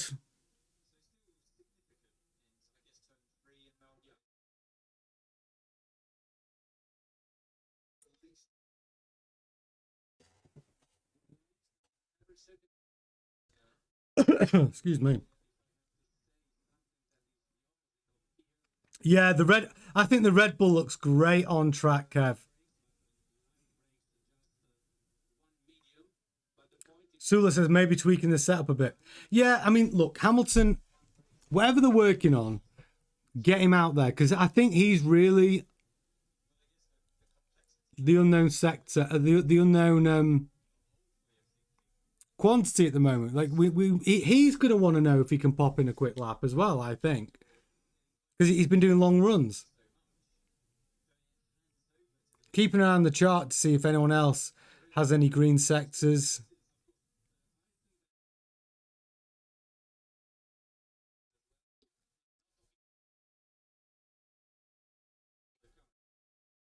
Piastri not really improving here either.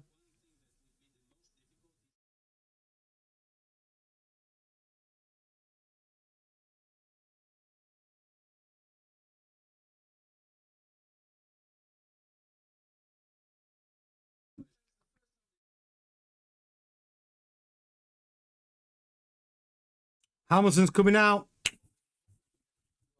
Hamilton's coming out. Come on. Give us something to cheer for. Or just give us a little bit of excitement. Show us something from this Ferrari.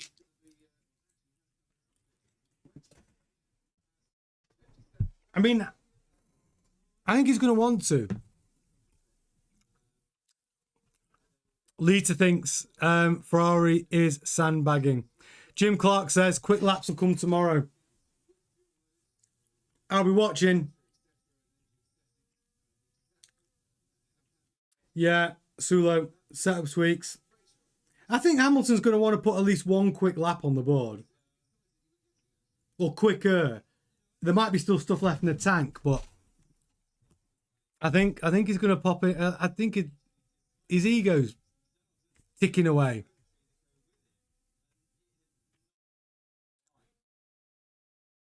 And by the looks of his last lap, when he pulled into the pits and didn't finish it, he would have been quicker. So right now is a second off the pace. I mean, he will improve on that.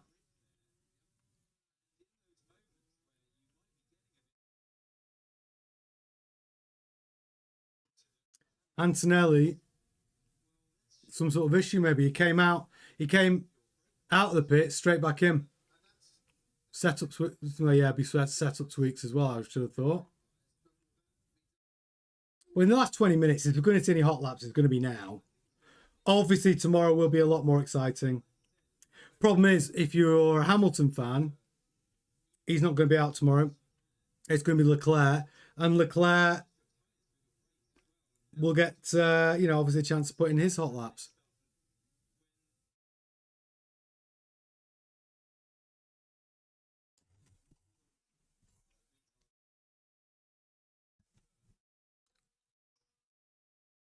Hamilton's got a purple mini sector. Another purple mini sector. That means he's fastest of all through there.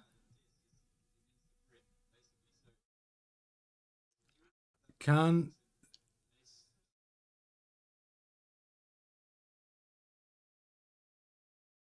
he's 6/10. 6/10 off the pace.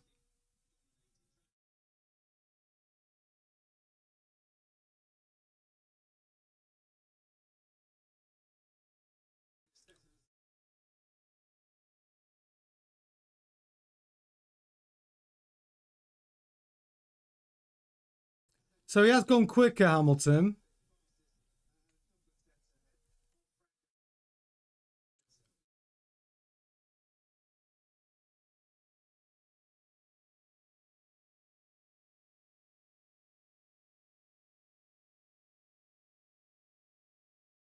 So Cole Pinto's out on the C5s, on the softs, and he's gone P5.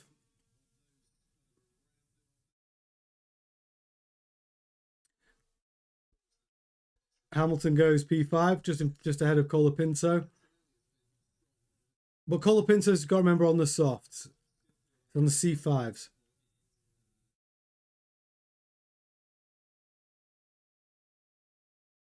Peter says, I've never been the biggest Hamilton fan, but I really hope he smashes it this year. The F1 press took it in turns to slate him last year. It's not Leclerc's car anymore. I think you're right, Peter. I think even Hamilton's admitted that I do not feel at a disadvantage with this car. I feel like my DNA is all over it. I feel like they've given me a lot that I've asked for. So yeah.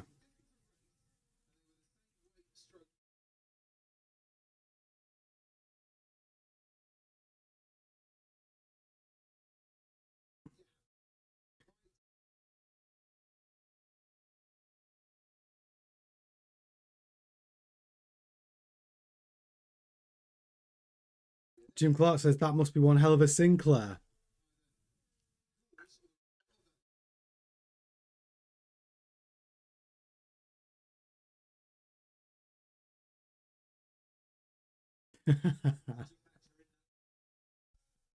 C5.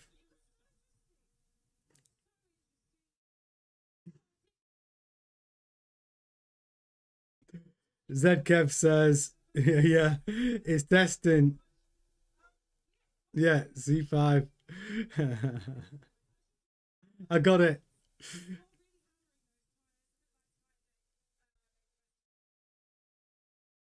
Do you remember? Do you know those Sinclair C5s? When you think about it, that what they came out in the 80s, and Clive Sinclair had the idea of electric vehicles, didn't he? This would be better for everyone, like just like mono, just for you to get around. Yeah, they didn't really. They had a car battery in them, didn't they?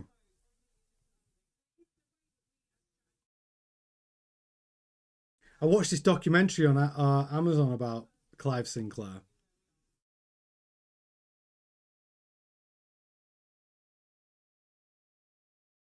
It's only taken about, I don't know how many years, what, 40 years for his vision to start becoming a reality.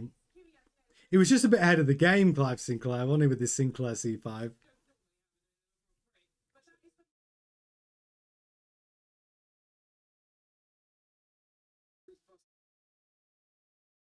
Yeah, the 5 was sketchy. Yeah.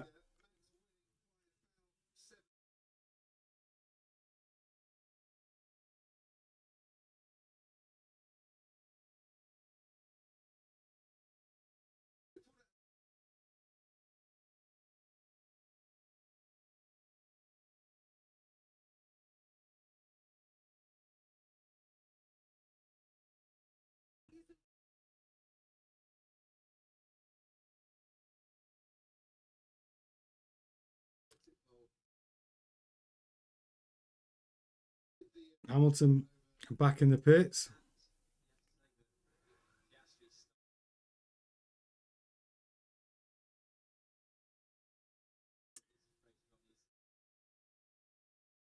So there's only Colapinto out on the soft. Oh no, Perez is out on the soft as well on the C5.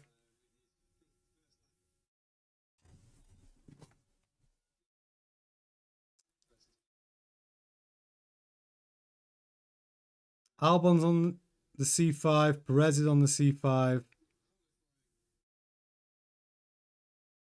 Colapinto on the C5.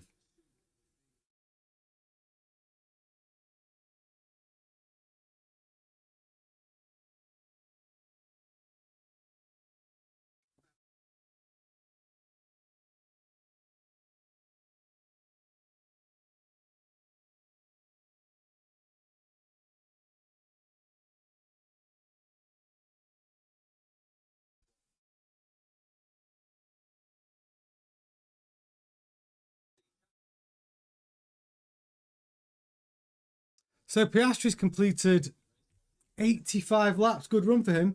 Verstappen's done 137 laps today. Good news. Yeah, you're right, Lita. Yeah, Hamilton. He's in the pits again. He did one lap and then came in. Maybe he'll come out on the C5s. Right, just come out on the soft tyre, give it a blast. We'll see it tomorrow.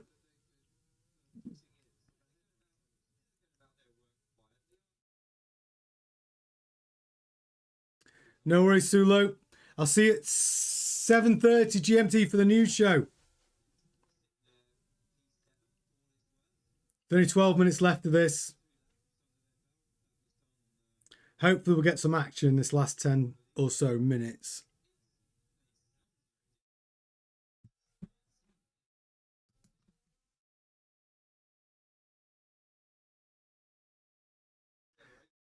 Zedkev says the C5 tyre needs a nickname of Sir Clive. Yeah, all right. We can go with that. We can make that a thing, Zedkev. Zkev.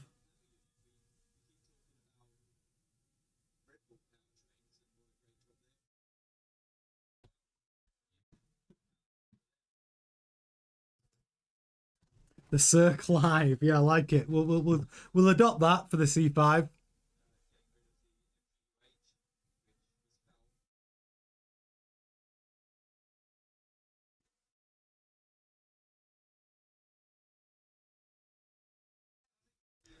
Ciao, Sulu.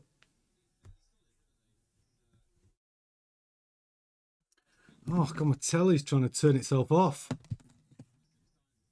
Not now. 10 minutes. We just might get something exciting. Reeves is like, Hamilton's gone for tea. I hope not. I've waited all day for the last 10 minutes for people to like come out and bust out some laps. Oh, he's out. Hamilton's on his way out. Here we go. He's still running on the C3s. He's on his out lap. Let's go. If looking on the, let's see how fast you can see him coming down the main straight. How fast does he get? 280, 290, 310, 321. Top speed of 321 down the straight. Second gear, turn one.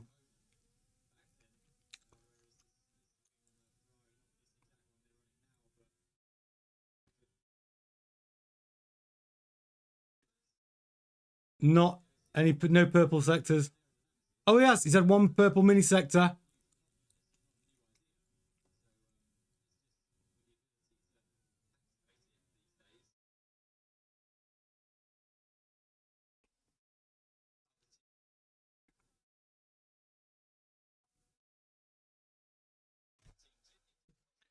I think he's on a personal best second sector.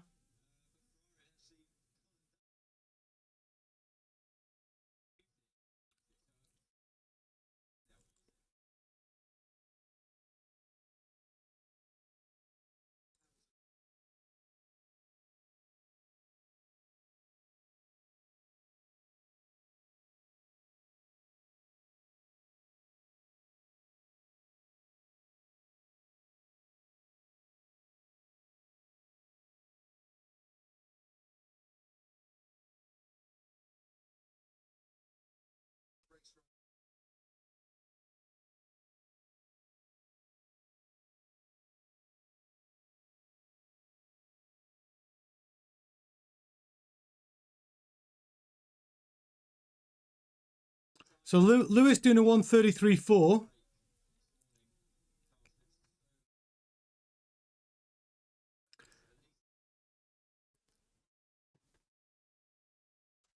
Interesting. On the C3. 3/10 behind Verstappen.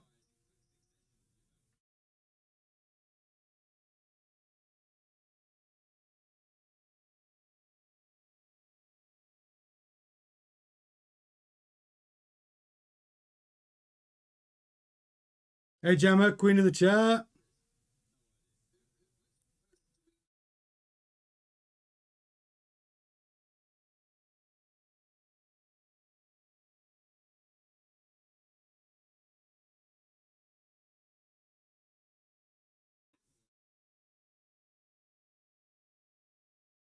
Oh, red flag.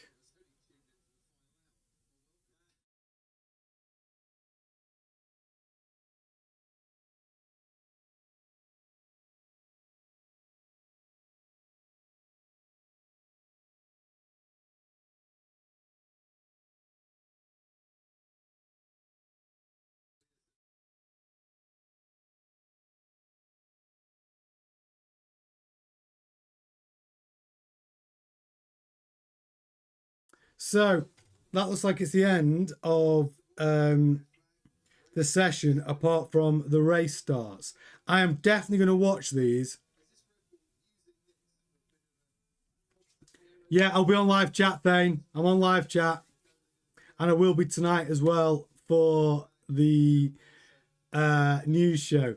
But this, we need to see this because there's 6 minutes left and they're going to do some practice starts before the end of the session. Yeah, Kev says, I hope Ferrari scoots off at the start. They did yesterday.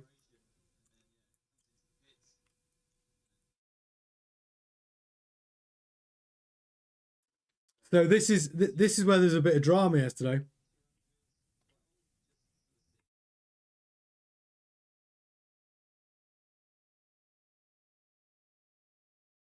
What's that?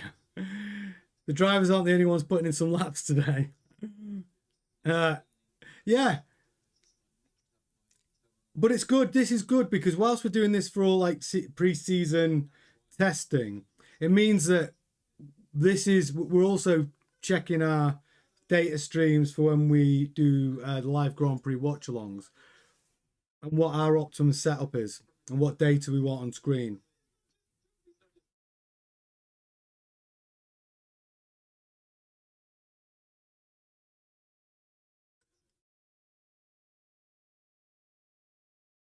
Ah, here we go. Get excited. They're going to do a formation lap and then they're going to do a start.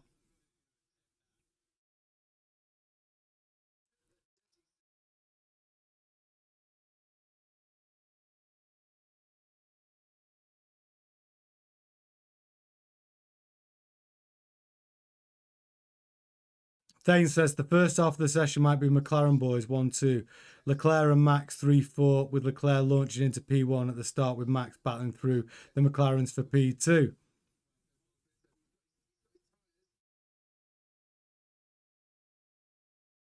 Are you talking about for tomorrow? Oh, season, not session. First half of the season might be McLaren boys 1-2, Leclerc and Max 3-4, with Leclerc launching into P1 at the start, with Max battling through the McLarens for P2. Is that what you... Ooh, good prediction. Love that, Thane.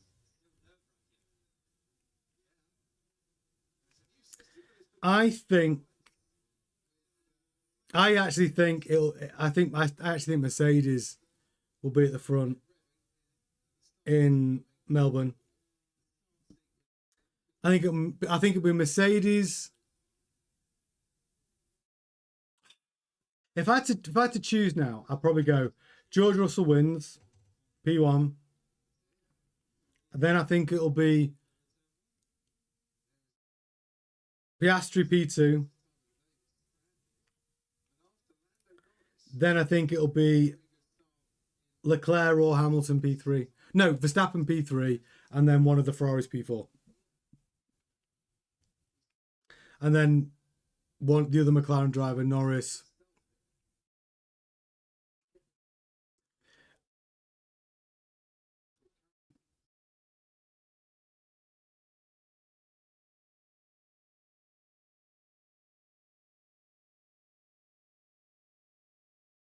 I can't wait for Melbourne now, though. Like, come on. Let's just get racing. Even qualifying is going to be brilliant. Let's just get there. It's not that far off now. The off season seems to have been forever.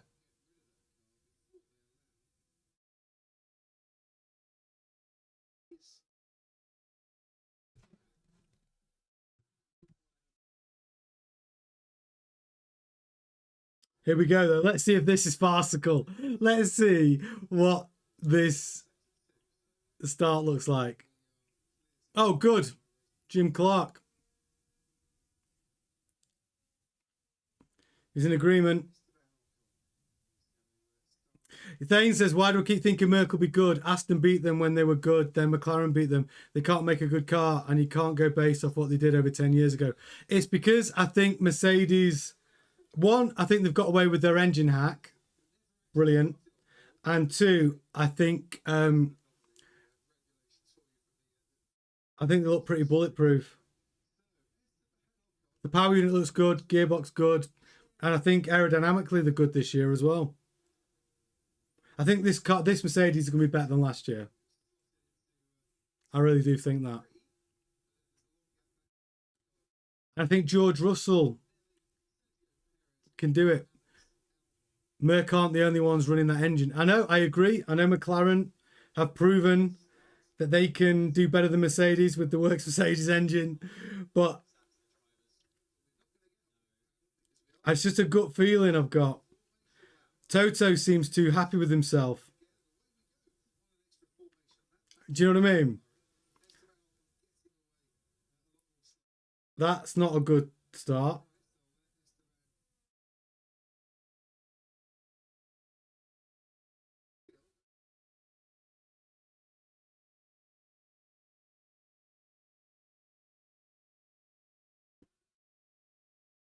Oh, Piastri's got problems there.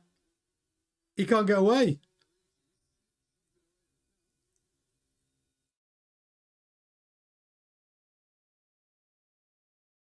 Piastri's got issues.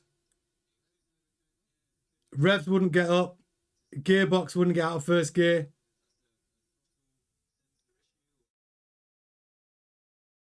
It's working now, though. When he came out the pits, Piastri had problems. Could have been a mode. That sounds like he was in the wrong mode.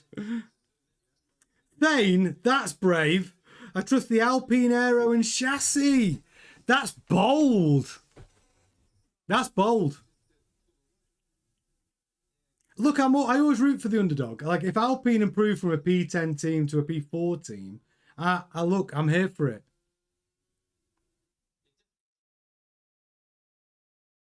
The starts will be key, Reevesy. I think we'll see a lot of disasters in that area in the first few races. Especially Melbourne.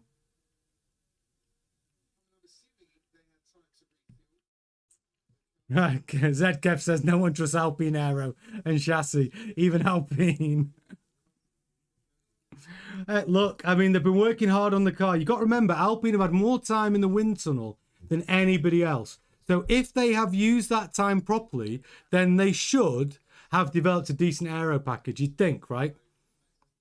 Thane says it shouldn't be Alpine aero and chassis been carrying that team, considering they have an underpowered engine.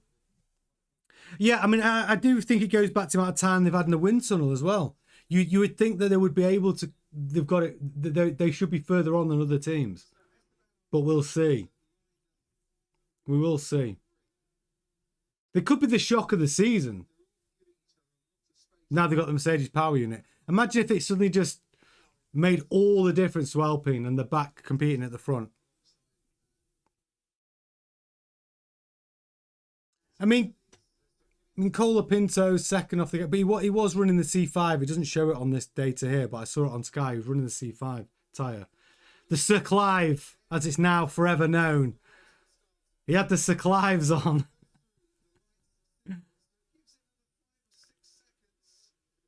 Here we go. So what? Haas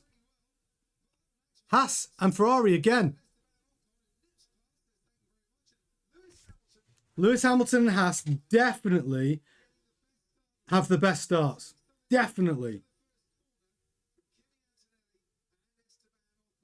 Whatever they're doing with their turbo and their starts, the way they're doing their starts, Ferrari, and it has to be something to do with the Ferrari technology, because Haas are doing way better than everyone else in the starts as well. Ferrari and Haas, head and shoulders above the other teams off the line. Yesterday, today, in the early session when they did the test, and just now at the end of day 5, again, Ferrari and Haas. Head and shoulders above everybody else. Reevy says, I really hope not, as it'll be carnage, especially with the car at the rear of the field, the speed coming down. Yeah, it's gonna happen. Thane says people were praising Val's Mini Toto for not developing last year's car and focusing on this one. Alpine did the same thing and they were ignored. Well, Alpine, they've not really. Maybe look. Here's the thing. Do you think there's a situation where Alpine have not revealed their hand yet? Really? Do you think tomorrow, if they're going to show a little bit of pace, it's going to be tomorrow in the final day of testing? I think it will be. So maybe we see it tomorrow. We see an Alpine. If Alpine are running like P5, you know, I mean, Alpine ran P6 today. But if they're running P5 from a team point of view, you know, I'd say Alpine they're in pretty good shape. We'll find out tomorrow. Gosh, that was a marathon. 3.5 hours of this afternoon session. I'll be doing the same again tomorrow. Please come and keep me company, but I'll be better prepared. I'll have snacks, water. I'll be having vitamins intravenously coming through like a drip. But I am back tonight for the actual news show, 7:30. You don't want to miss it. I will see you all 7:30 GMT for your daily live Formula One news. I need to go and write the show now. So I will see you all. I will see you all tonight, 7:30. Ta-ta.